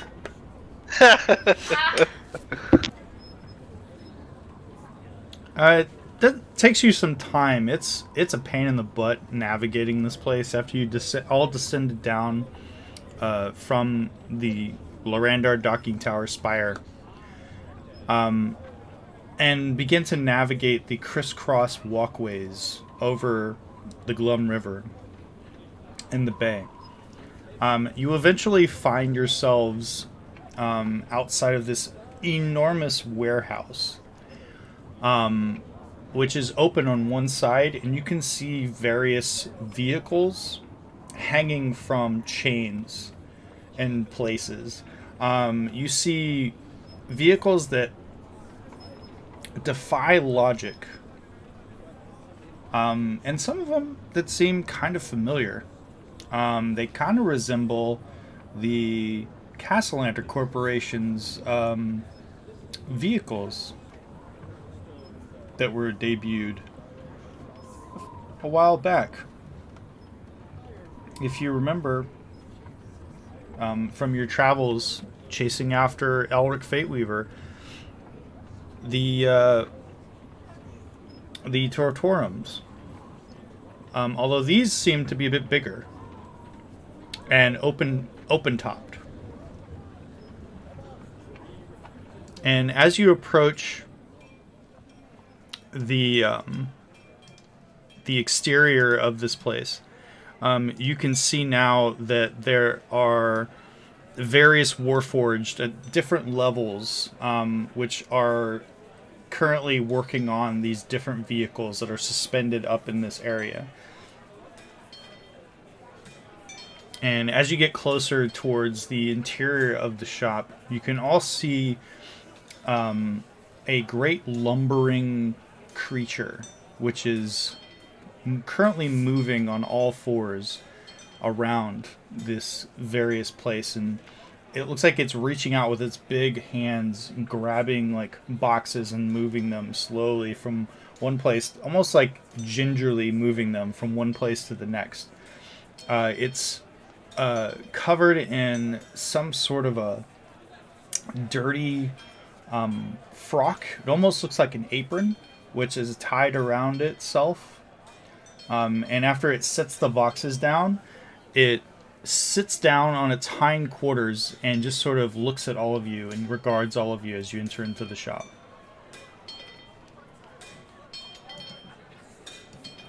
And it looks like this.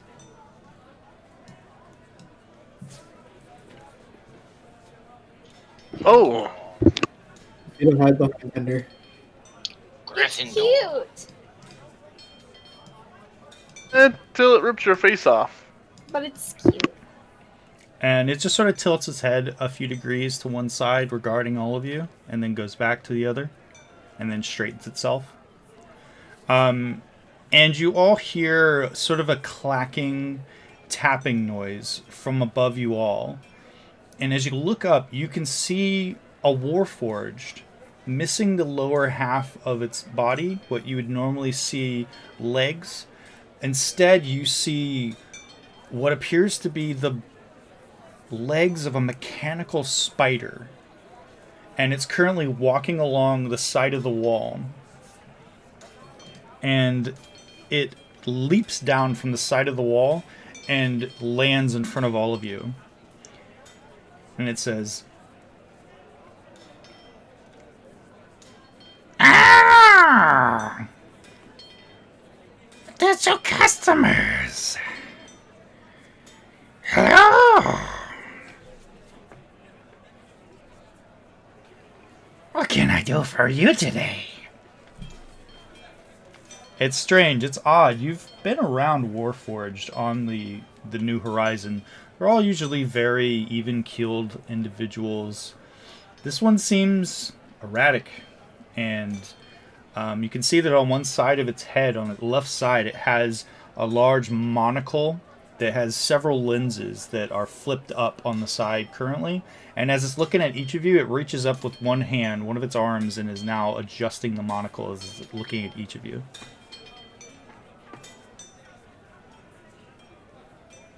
And its many legs begin to sort of adjust it. It sort of bobs a little bit as it's stretching. It sort of stretches its back.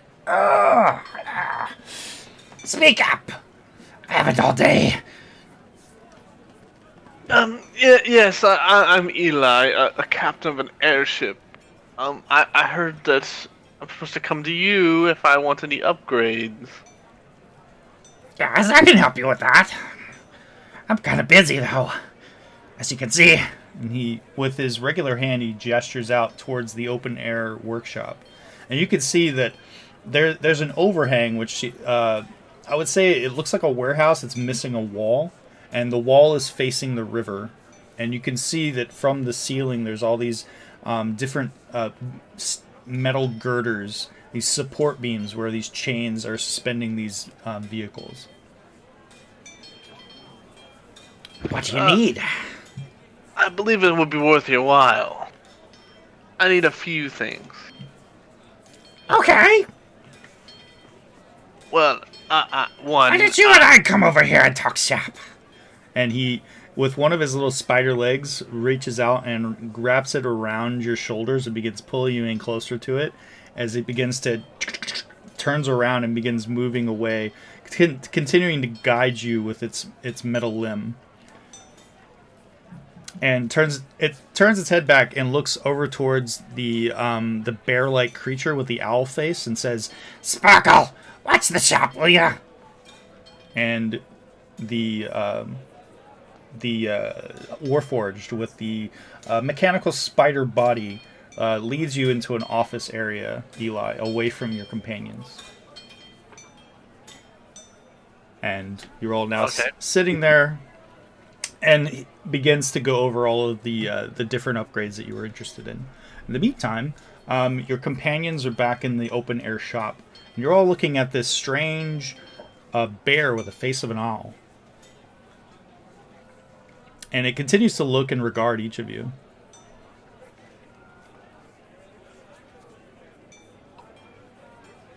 And sort of poofing out its feathers.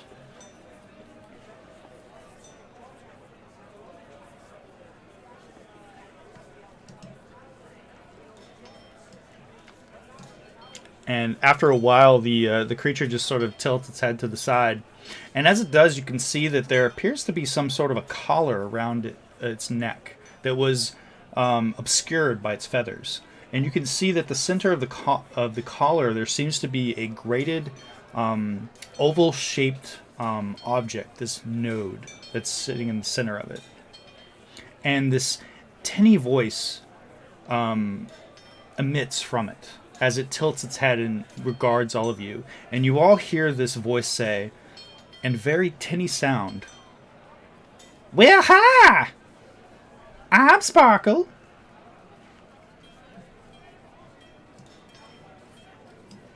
Hi, Sparkles. You're not going to eat me, are you?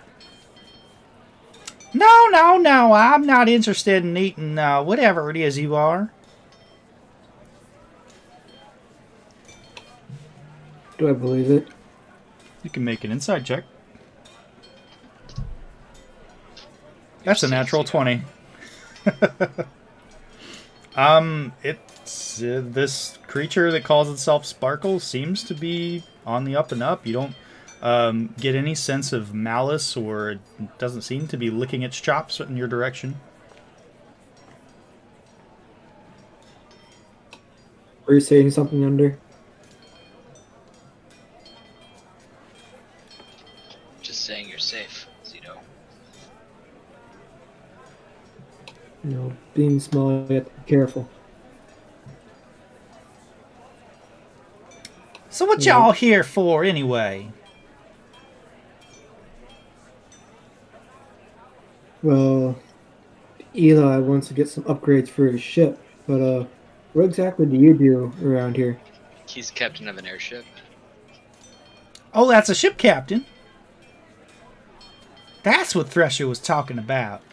Apparently, Thresher's gonna do some work for y'all.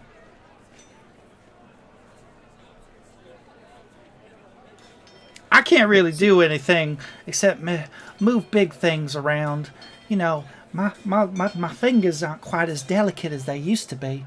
And you can see now the massive, sharp talons, these meaty hands covered in a dense fur. As it holds them out in front of it, Sparkle looks at him and says, "But anyway, was there anything that maybe I could help y'all with while we're waiting for them to come back?" You don't happen to have any adamantium in the shop, do you? Oh, I'm sure I do. We use it all the time to reinforce the vehicles. And with one large, meaty, fur-covered and feather-covered arm, gestures out towards the vehicles that are dangling from the ceiling. You see, the Shogunate, those are the orc peoples that from the fancy place at the center of the city. The shogunate has us work on all those vehicles and make sure that they're in spick and span, clean, and ready to go back out into the marches. Search for those nasty people. Nasty people? Oh yeah, those horrible people that have been taking good folk and skinning them alive and sticking them on poles. Jesus. It's horrible. Horrible.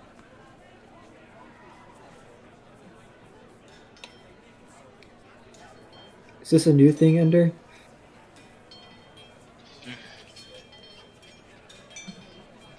Is it? Is this new? This does not sound familiar to you, Ender. This This does not sound this familiar to me. this practice of skinning individuals and sticking them on poles sounds very foreign to Barbaric? you. Pretty barbaric, yeah. Explain that to young Zito. Zito, I've not heard of this.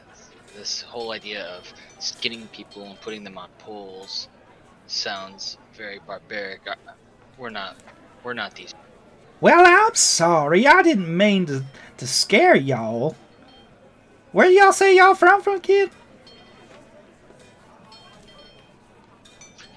Georgia. Oh, really? What part of the nations is that? Up in the Blue Hills. You see, it's where. Now, this is when Ender's accent just goes straight up, real time. This is actually what Ender sounds like at all times when he's in his home nation. Just kidding, it's not. Please throw that out. Please use that accent forever. The I sparkle of can't this let that happen. very large creature wearing a filthy apron, and you can see various attachments and tools that are in the various pockets on the apron. And there's also appears to be some sort of a harness with tools like shoved in it haphazardly in different places. And you can see now as the owlbear is now pointing up towards a vehicle and says in a very loud tone, "Hey you! Yeah, you! Don't you be messing around with those weapon systems now. I see you. Well, my manners. Is there anything that I can help y'all with today? You said you wanted some adamantium?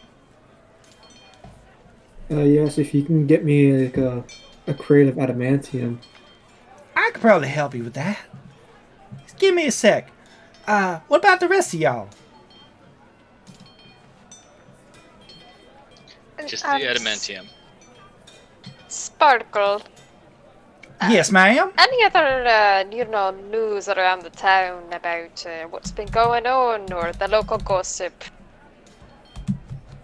Well, I'm not entirely sure what you're referring to. Goings on and all. Well, what's the news of the town? Well, I'm not from here, so always good to get a good idea of where I'm at, Well, you see, the shogunate, Shogun Zaduk, Kanton that is, the shogunate has been attempting to modernize the nation, the Shadow Marches, and is for a while now has been fairly prosperous until recently when the ZB, that'd be the Zaduk's Bane, if you will, they started attempting to attack the city. And that's why I have to work on these vehicles all the time, because they're always attacking and destroying vehicles. And there's Why also are they attacking the city? well, I imagine they want to attempt to usurp the shogun. They don't like him. At least that's what I gather, considering how many times they've killed his people. And they've killed a bunch of other people too. I think we should check these people out. I mean, they might have been the ones to kill the expedition crew that we're looking for. Are you looking for someone? Who are you looking for? We're looking for quite a few people, actually. They've all seemed to have gone missing around this area. Well, maybe I can point you in a direction. What do they look like?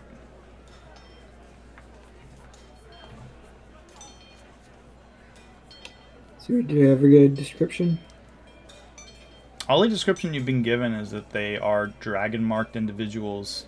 You typically, the descriptions that you have gathered in your time, even before you met with the Committee of the 12 with your companions, was that they were all dragon-marked individuals. Did any dragon-marked individuals come by this establishment?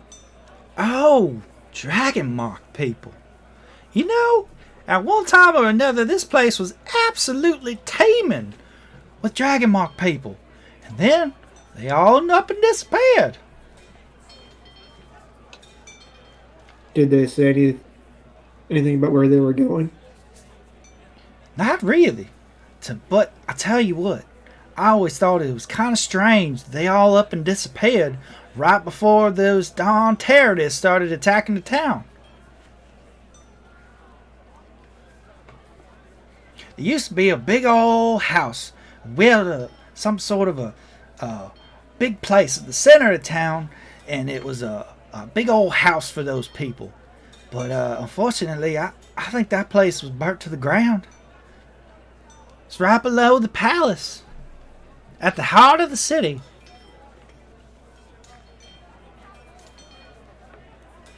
And this whole time that the creature has been talking through its this tinny voice emitting from the collar, it's been grabbing and stacking these ingots, and has been stacking them in a crate for you.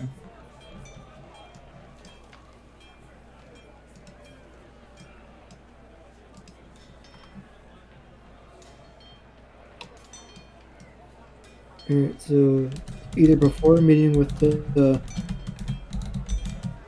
Shogunate or after, I'd like to check out this burned place, if you guys wouldn't mind. Now, how much of this did you want again? You said a crate, but you didn't really specify. Each ingot's gonna run you about 10 gold. How many ingots are in the crate already? Oh, let's see. Oh, 1, 2, 3, 4. There's about 20 ingots in here so far. That's all I can fit into one crate. They're pretty big. This 20 is this stuff is fine. pretty rare, you know. You're getting a pretty good price. I'm trying to sell them to you at cost if I can. You seem like nice people, especially you over there, you little one. What's that cute little thing that's poking out from under your hood? It's nothing. Why do you ask? Oh, it just looks adorable, just dandy. Does it have a name? We haven't really talked about it. Are you okay if I call you Sporlin? And you get a sense from it as if it's to say it is very much happy with this name that you've given it. His name is Sporlin. Sporlin! Well, that's just adorable. He really is, isn't he? I have to say that is the cutest thing I've seen in a week. Me too.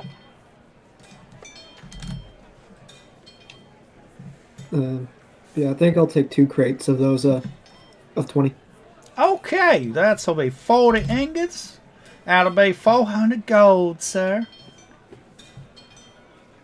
We can settle up. We can settle up now, and you can take the ingots with you, or we can settle up later. Zito will take 400 out of his bag of holding and place on the counter. Okay, there are now 40 ingots in the party inventory. And after a while, the half mechanical spider, half Warforged comes back with Eli, and the Warforged has been whispering to you, Eli, about all the different upgrades that you're going to do, and he says, If you bring it out, where's the parked at again? Over at the tower? Yes, platform 8. Okay. Well, I assume it's crewed by somebody, right? Yes, we have a full crew and guards. I can bring them over here. As you can see, I'm kind of full up at the moment. I'm not sure if I'm gonna be able to get to these upgrades. Are you gonna be in town for a while?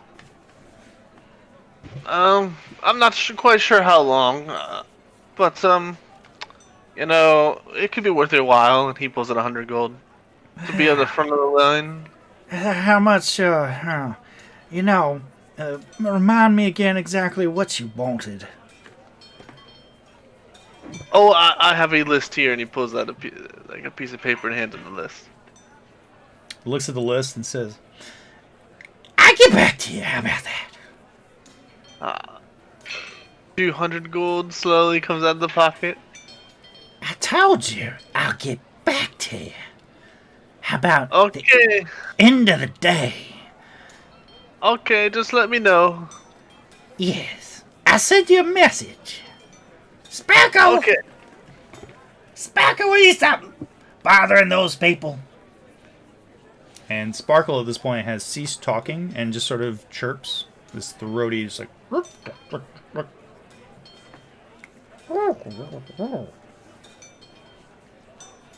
And goes back to what you all saw before, is this lumbering owlbear grabbing crates and moving them. That's a good girl. All right, bye-bye. Well, I guess we're done here. We can leave.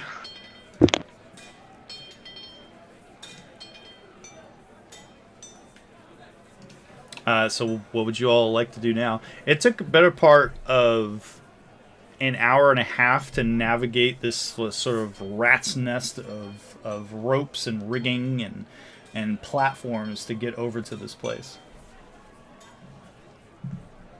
So right now it is your best guess, a little after 11.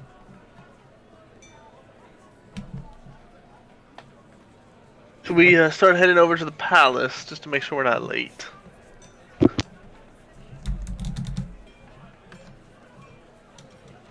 No, we can do that.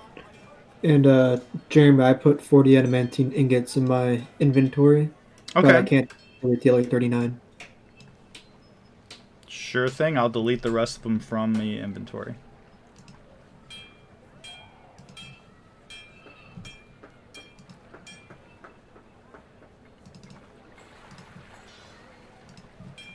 Alright, so you're all heading towards the center of the city, beyond the web, past the rings, and towards the heart of the city. Yes. Okay.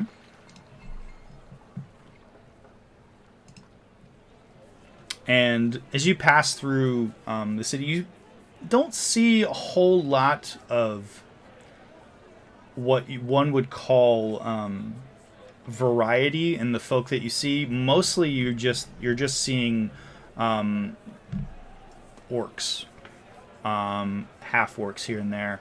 Occasionally you see a very filthy looking human, especially in the area of the web. Like, it seemed like that area seemed to have the most concentration of humans, but even that you don't really see a whole lot. Mostly you're just seeing orcs and half orcs. And if you pass, Hey, yes, go ahead. I say, oh, hey, Ender. Does this look like home to you? I look around and I say, it looks like home. And then I close my eyes and I take a deep sniff. Smells like home. It looks familiar to you, Ender. However, there are some very distinct differences.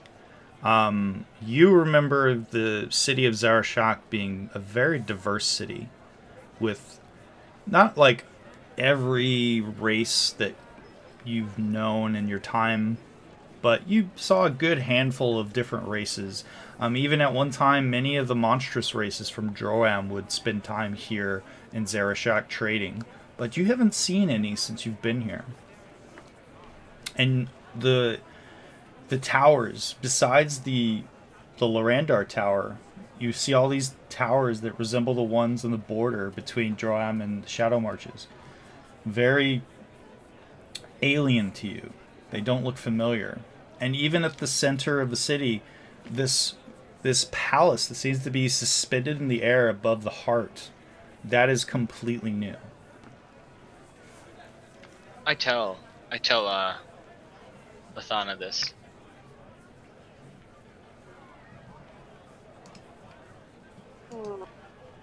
Interesting. What do you think has gone on here? Is it the terrorist or I guess the commoditization of the dragon mark? Yeah, that makes sense. I know the Aisha Weapons Company has traded before in this area, actually quite a bit. Yeah, I'd say hostile takeover, and the people aren't happy with it. See, our people, they were more democratic. Eventually, you all reached the heart, which was a district at one time, which was literally the heart of this city. The various outer sections of the city, it really grew out over time, chronologically. The heart being the beginning, then the rings, then the webs. And at this part of the city, which is directly below this floating palace, you could see, Ender, what once was the very familiar enclave to House Zarash'ak is nothing but studs. It seems to have been burnt to the ground.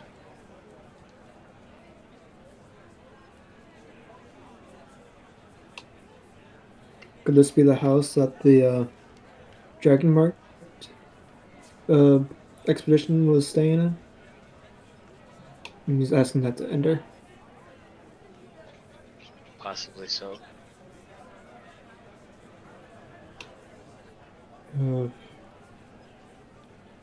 Zito's going to cast Detect Magic since he's here right now and see if there's any clues that could be here. Okay. You cast your Detect Magic using your vocal, somatic, and material components to do so. You don't really get a sense of anything in this area. However, you're getting massive waves of energy seem to be emanating from the bottom of this floating palace above you. And as you're looking, Zito, up towards the bottom of this thing, you're seeing what appear to be clusters of crystals and various nodes and these strange arcane devices that are affixed to the bottom of this floating palace. And you can see in various places like arcs of energy that pass between the nodes. And there's a little bit of a low hum. It's not too uncomfortable, but you all begin to feel like as if you were grinding your teeth in your sleep. Like your jaw kind of aches a little bit from it.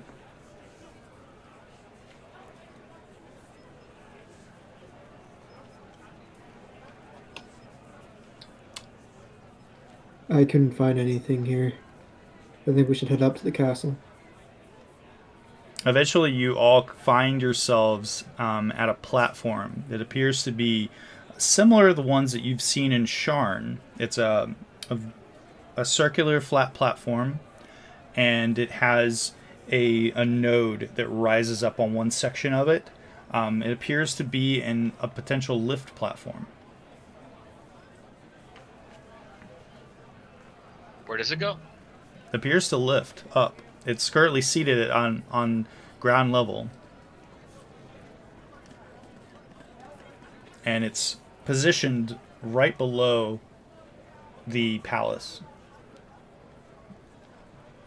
I believe Sure that goes up. Great minds think alike. Right, Ender? Actually, it goes down. Kidding. The DM lied to us. You all end up in the river.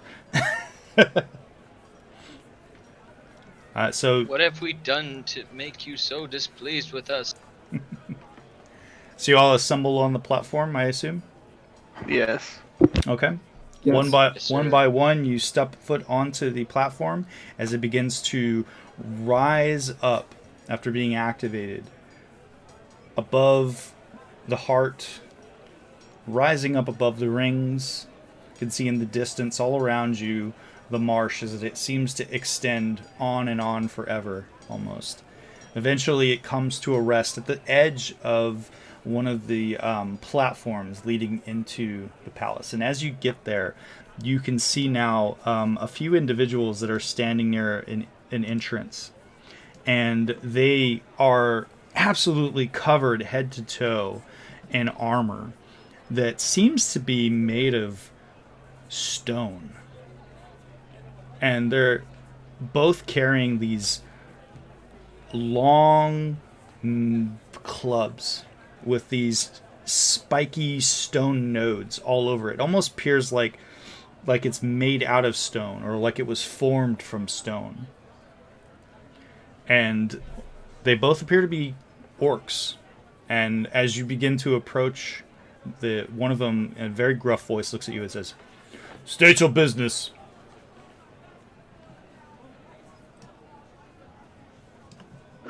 We have a meeting with the Shogun. And your names? Eli Stormbringer. Here, this is what they look like.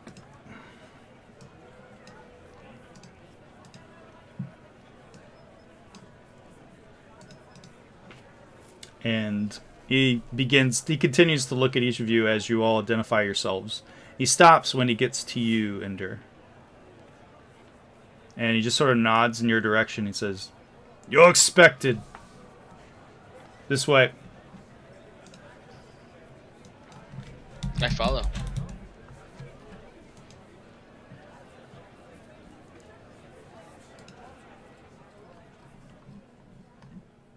And as you pass through the winding halls, looking on either side, you can see that the walls seem to be thin membranes, like wood structures, and every 8 feet, a vertical slat. And every once in a while, you see an individual like open one, and you can see folk stepping out carrying bundles of scrolls and walking by each of you. All apparently appear to be either orc, half-orc, or human. These humans are a bit more cleaner than the ones that you saw down in the webs. And they all regard you very curt nods, very, very prim and proper. And eventually the guards lead you into a wide, square chamber. Lined on either side of the chamber, you can see more of these guards wearing this strange stone-like armor. And you can see more orcs wearing splint mail, the splint armor. And all of them appearing to be armed with long swords, resembling that Ender carries. And as you enter from one side of the chamber, all the way across this long floor, which seems to be raised a bit, this platform, sort of a soft cream-colored material which stretches out as this raised dais that stretches forth towards this dais at the end of the chamber. And seated on that dais, you all see this orc wearing this long flowing silk robe, gold and maroon colors. This maroon robe that splays out, and it looks like he's in the process of pouring himself some tea. This orc is a bit grayed in areas. He has a long mustache and beard which stretches out from his chin. His ears are notched in places. He's got scars on his face. He has a scar across his brow, Ender, that you immediately recognize as the scar from the wound that nearly claimed his life on the battlefield when you saved his life. This is your old commander, Zaduk Konton.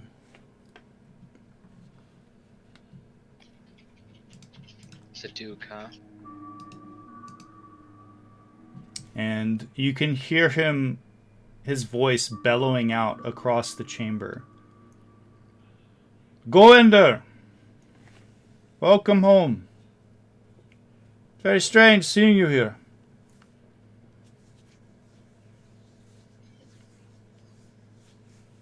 I must How many admit, guards does he have around him?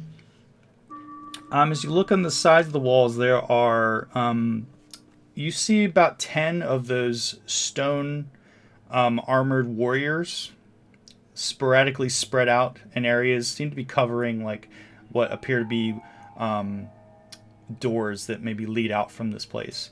There's another 10 samurai, which are, a few of them are standing at attention behind him, behind the dais, with their hands resting on their katanas.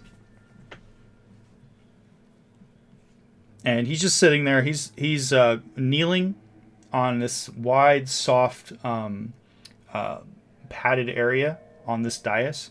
And you can see that before him, besides the tea set, he also has what appear to be piles of like scrolled documents. And there are a few attendants that come up to him. One attendant, a female orc, that delivers him a pile of documents, and he's looking at him. Fine, take it off. I'm busy. Please approach. And he gestures out with his right hand towards all of you.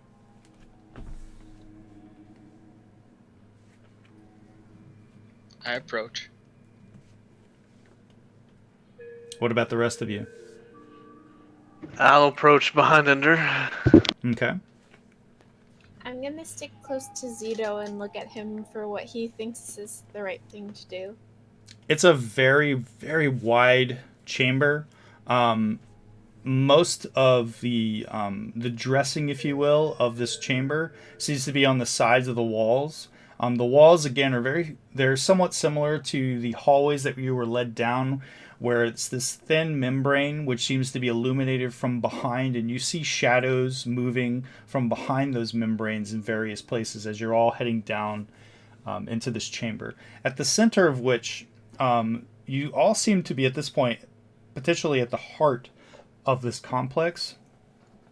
The roof angles up into a pyramidal shape, and you can all see that it's kind of open at the very top. There's this squared off place with a smaller pyramidal shape, and you can hear the wind, and you can see sunlight streaming in from up there.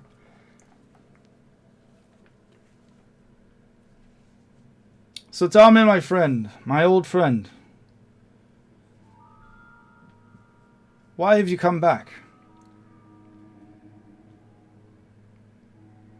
And they told me that my old friend Gowinder had set foot back in the Shadow Marches. I could not believe it. I had to see it for myself. Not only that, traveling, delivering cargo is beneath you. I'm not trying to insult you, Gowinder. I'm trying to understand why you're here. Ronin are disgraced. So nothing is beneath us.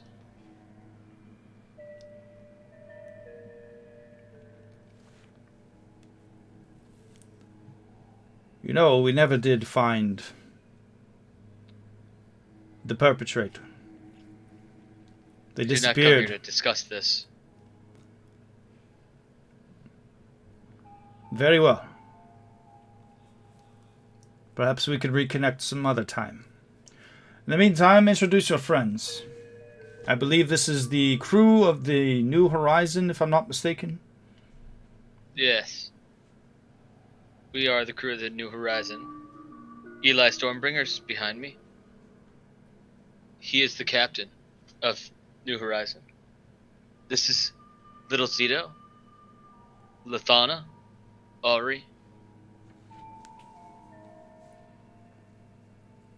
It was nice to Come meet you all. delivering your your cargo. That much is true, indeed, and it is cargo that we very much needed for the war effort.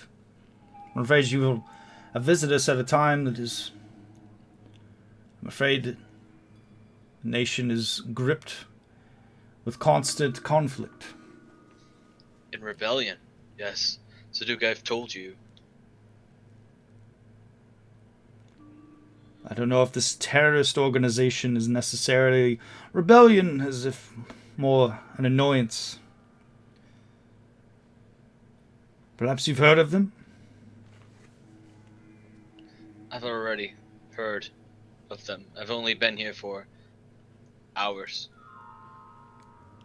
Well, perhaps you would be interested to know that they seem to be led by the rabble that were attacking our borders when you were here before. Forces from Droam.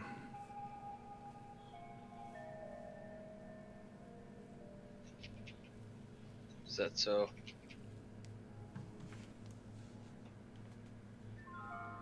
Yes. They seem to have bolstered the ZB, as they are called by our daimyo. They destroyed the Enclave, attempting to find a way to crash the palace down into the city.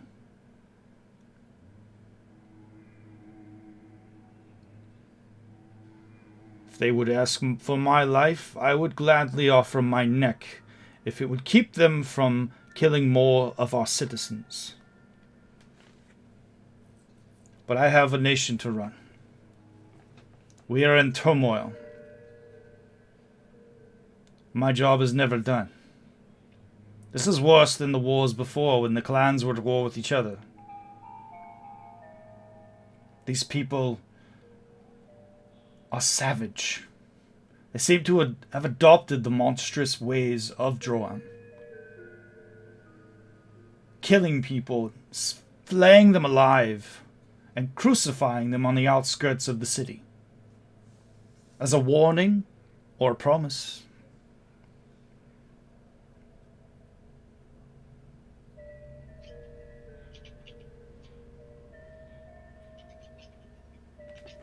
Zaduk, I don't know what to say. Well, I would assume that you have a lot to say, and I'm not going to press you to do so. But if you're here, it must be for a reason other than just delivering packages. What are you all doing here? And don't tell me this lie of saying that you're here just to deliver cargo. I'm not a fool.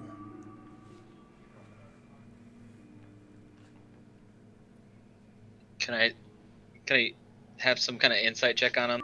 Go for it. I want to know if he's telling the truth. About what? I'm questioning if he really truly cares about the nation, or if he cares more about losing control. Okay. Go ahead and make an insight check, sir. With a 12, you get a sense that he is very adamant about protecting this place, protecting this nation. He seems to have the same fire that you remember from when you traveled with him under his command, defending the marches against the monsters from Droam, and then, of course, the Civil War, which erupted. He seems to have that. Is his that banner? same... Sorry? Is his banner the same banner that I saw? The banner you saw when? Before, when my family were. His banner, which you've seen all over this place, this palace, it's a field of gold with a cream-colored mark in the center of the field, which resembles that of a two-headed hammer. It's a different banner from the banner that your original clan bear, that you carried. Yeah, I mean the banner of the people that Does were not responsible. it does not resemble that banner, and Okay. does not look like that one. I'm just wondering if I have to kill this guy.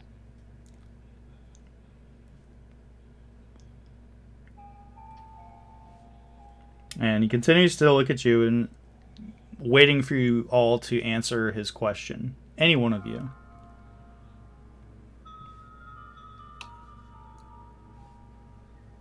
Well, Zaduk, we are here just to deliver a package. And he continues to look at you and he says, "You're not here to return to the fold? We could use one like you. Reinstated, defending the nation once again. I know you walked away for good reason. You have used one like me, and it saved your life. Well, we've all at one point or another saved someone's life.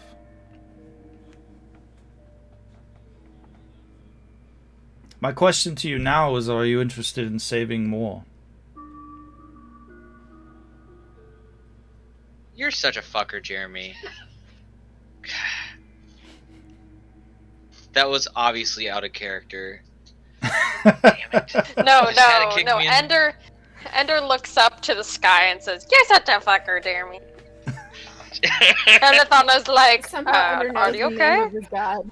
You just had to kick me in my hero Your testicles. Your testicles? Yes. Damn it. What is it that you need?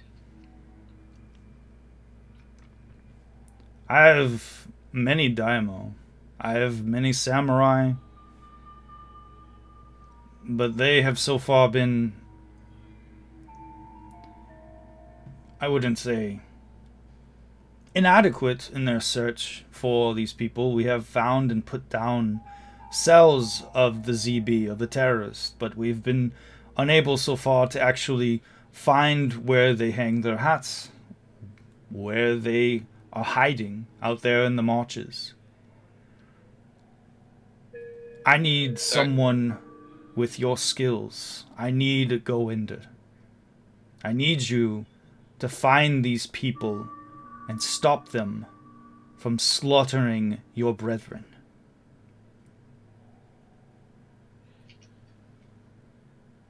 Will you do this for me?"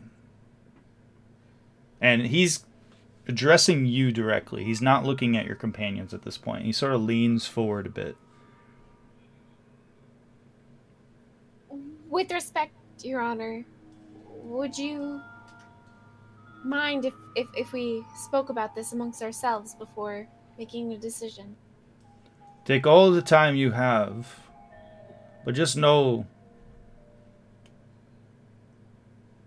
the longer that you take, the longer it takes my forces to find where they are, the more the people of the nation will be found dead. They've already taken the heart of the city out. They've already annihilated House Zarash'ak. Zaduk, we make decisions together. I understand that this is obviously your new clan. I get that. I will allow you to speak amongst yourselves, but if you will permit me, perhaps explain exactly what you might be walking into.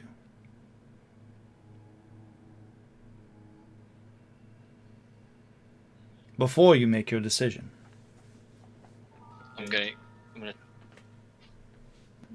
motion my hand. I believe we would like to hear more, sir. He takes a deep breath, composes himself, and says, The ZB operatives are responsible, as I said, for the destruction of House Zarash'ak. They're also responsible for the disappearance of many of the folk who called this city home. I don't know why they have focused on those who bear the mark of finding. But as you have probably seen in a few hours you've been back in Zarash'ak, no one bearing the mark wanders the streets. And what few remain are in hiding, afraid of what they might do. The ZB have been taking the people with the mark of finding into the marches. Occasionally we find their corpses flayed alive, hanging upside down, affixed to poles.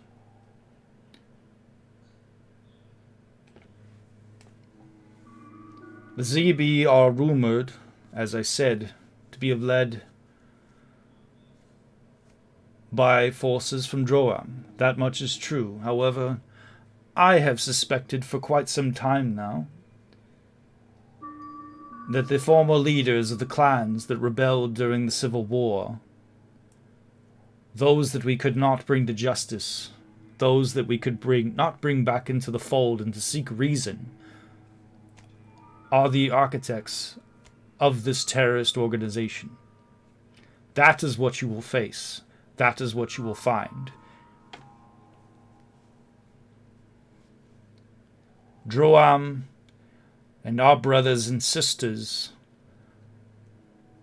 who drew our blood and raised weapons against us.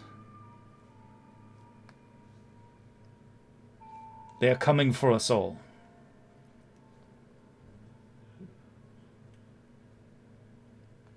What I need from you and your new clan, Ender, I need the old Ender.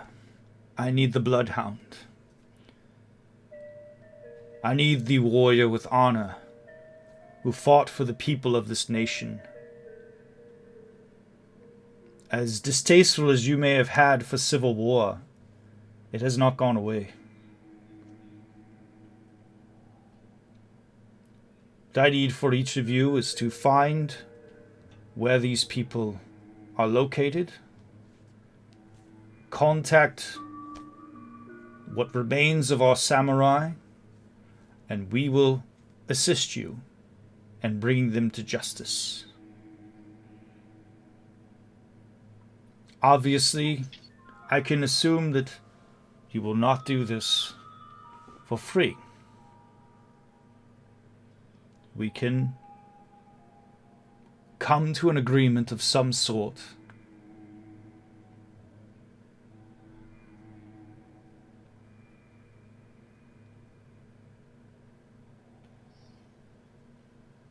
What do you guys think?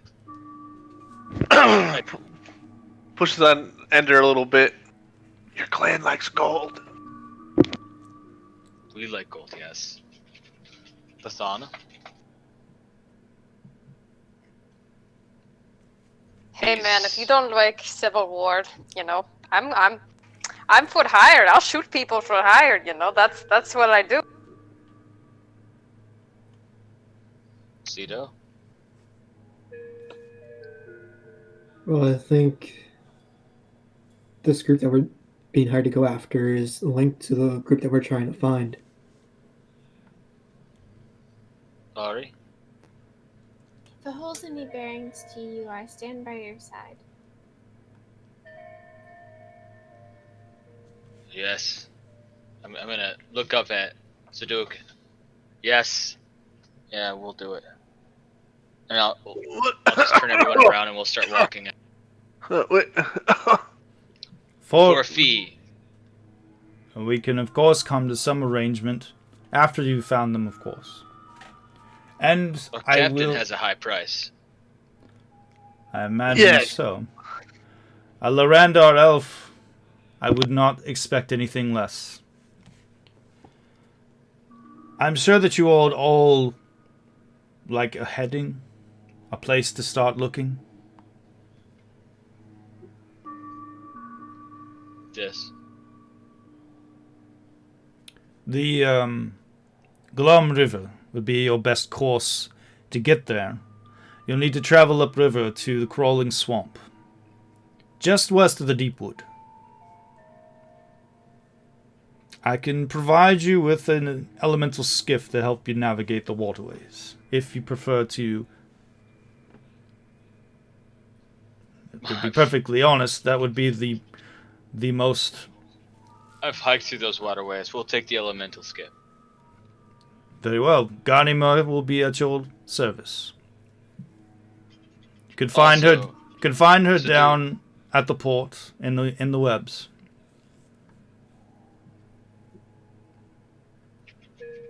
So Duke, you have some. One of the things I've noticed since I've been away is you have good technology here. We have a ship that could use a couple upgrades. Maybe you could help fund that sort of thing while we're out looking for answers. We can discuss that at length if you like. We have a reputable shop here in the city, of course. But I would recommend that you leave for the swamp as soon as possible. I have samurai out on the outskirts of the Deepwood now. My sources have told me that they have spotted a group, potentially a very large cell. But they went missing, as I said, between the Crawling Swamp and the western side of the Deepwood.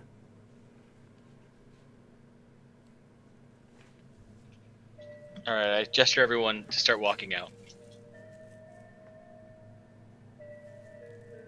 I guess we leave now. Gather what you need for your travel upriver. You won't find any place to gather materials out in the swamp. But you, of course, know that going there. One last thing. You think these people, this cell, you think they're responsible for... And I look back at him for just a moment. Well, considering what the Drawmites did, wiping out clans during the Civil War, you know we never found the bannerman you spoke of. But I wouldn't be surprised, based on the handling of our people these past few months. I wouldn't be shocked if they had some hand in it.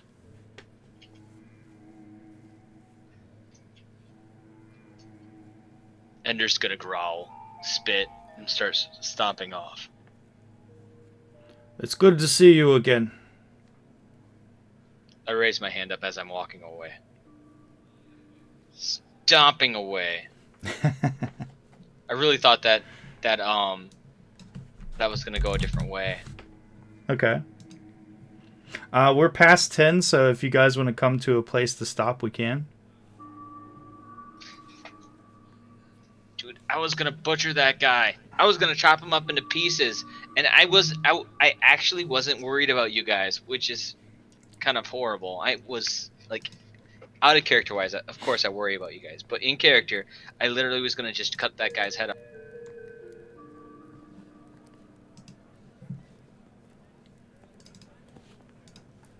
No. You say this in character. So you're saying that in character as you're walking away from the chamber? No, definitely not. Quietly back to us, right? So we know what's going on. Maybe. I might mutter. I might mutter something like that later once I'm a few steps away. I do have loyalty for that man. I just thought maybe I misplaced it. Okay. You know, Ender, We really got to work on our negotiation skills. Getting the price of gold after the task is completed is kind of a waste. Well, Eli, when I lead things, it's a little different. So did you all want to make your way down to the port? Or did you want to stock up on anything that you think you might need? I think, well, we might, technically, while we're off doing our quest, we might be able to upgrade our ship. That's what the guy said. We could discuss it in detail. I just stormed off before we could. Yeah, you stormed off before you did, so... And he kind of gave you the impression that he was more interested in talking about that after you came back. Okay, that's what I read. Cool. If anything, this guy just seems to be wanting to rush you out the door. Like there's a real sense of urgency coming from him. And you all felt that. Like within this chamber, you can just feel like the energy, just this anxiety in the air. Honestly, I was not trusting him at all. Like I said, I was literally going to chop his head off. I mean, so you can turn around and go back if that's what you No. I don't think he's responsible for it. I think our lovely DM threw a curveball at me. A curveball? What are you talking about? Jeremy would never. I mean, man. I only hid the identity of the most adorable character in the group's dead mother for several sessions before having her attempt to murder Lithana in her sleep. Yeah, that's what I mean. I was very expecting to be very angry towards Lithana, and then you turned all that around too. So curveballs, left and right, man. You're good at them. Shamalama ding dong. You should be a pitcher for the Pittsburgh Steelers and get I don't know. Hold off, a pitcher for the pit. That's never mind. You got it. Curveball. The Steelers is a football team. Pirates. They're the Pirates. So I don't. What's another thing I know? See how much you watch sports. okay. So did you all want to just head straight out? No, I'm still waiting for my call. Your call from who? Mr. Thrasher. Oh, you're right. Well, did you want to leave town before you get that call, or wait? Because he can take that call when you're on the road. Waiting. You're waiting. I'm making agrees to my, What Derek is saying is he wants me to read something while you guys are all here. Eli, see, we Let's might be able see. to get the whole ship fixed and upgraded for free. See, I know that you might, it might have been better if we spoke about price before. Yep. But we might get It more. would have been a lot better. So we might get more by not discussing it until after. So, Derek, all of this work that you want done? Yes. This will take. This you want all this done, right? Yeah, if I can. I saved that much. Can it be done? Sure. You're not gonna like how long it's gonna take. How long is it gonna take? It's going to take a month. Oh, okay, that's fine. Hey, we have a month to find these guys.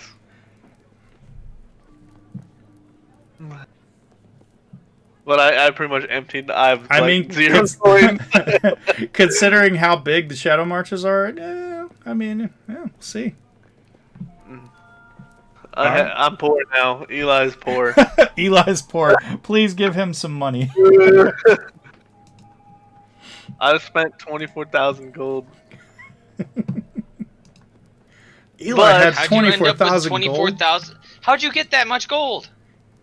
I took half of all the earnings of the missions for the Horizon Court for upgrades, and also he sold the warehouse that he never spent.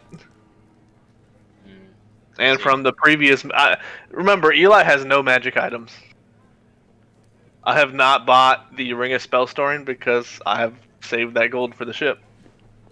If I can brag, I got really lucky. Is that you got?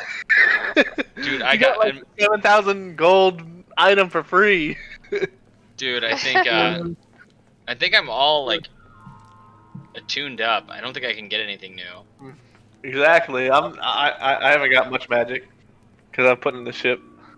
How much is the Ring of Spell Story again? 8,000? It depends on who you buy it from. Okay. Yeah, see, what... So buy it off of someone who just murdered in cold blood. You'll get it for dirt cheap. Exactly. I tell Eli, the person who murdered my family has a Ring of Spell Storing. And you can loot it off their dead corpse. Hey man, Lafana would do that. Would you like Yes. to see the grades that were Hey, Lithano, would you like to take this bounty? Yeah, sure. I mean, she's not employed right now, so she wants to be employed. I love how weeby Ender is. Ender is like Lord of the Weebs. Oh, okay. So you've determined what you're going to do with your ship, right? The terms are agreeable to you. I just showed the group what they can read. What are the upgrades? Well, what I meant is, in game, you're agreeable to the terms that your ship will be there for a month. Yes. Okay. Yes, and pay them up front. All right. So you have to arrange, because you're not carrying that much money with you. You have to arrange for someone from a banking institution. There is no Kundarak Bank in Shadow Marches, so it takes some time. But that Thresher is able to wire that information to a representative from House Kundarak and is able to get those funds. They'll start sending those funds to him. Okay. In the meantime, you all head down to the docks and you meet with a very lithe female half-orc named Ganima. And she introduces you to her elemental catamaran that she is going to take you out onto the Glum River on. The catamaran, it's a raised platform with two long cylinders on either side, and there is a large what appears to be some sort of giant arcane engine on the back of this thing, which seems to have some sort of a series of propellers. And as soon as you are ready to do so, Ganima tells you that she'll depart at once. And there's also in the center of the catamaran, there's a raised enclosed area. It's almost like a little office area with a raised section on top with seating, like an open-haired top section that you can all sit on if you like. Sitting there. Yeah, I'll sit there. Okay, you're gonna sit up there with them. Oh yes, Eli's very happy right now. Okay. All right. As you all head towards the docks, getting ready to set foot onto the catamaran, Gunthral, who has been following after all of you this whole time, went with you down to the shop, went with you up to the Shogunate Palace. He looks to all of you and says, "Well, this is where we part ways.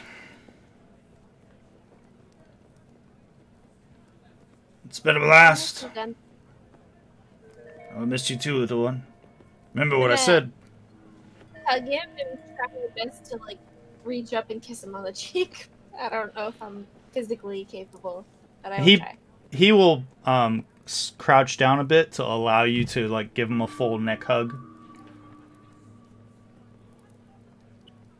And I'm gonna give him a big hug and I'm gonna kiss him right on the cheek. He looks towards the rest of you. I suck at goodbyes. Don't get killed. Safe travels. And she kind of gives him a wink. Good luck on being a father. What? You're gonna be a father? Alright, I'm leaving now. See you later. Keep in contact, Gunther, please. 6 children out there. You all watch as Gunthral, his tall, wide form, as he tiptoes and steps on the various planks and platforms that stretch off in this section of the port, the outer outskirts of the web.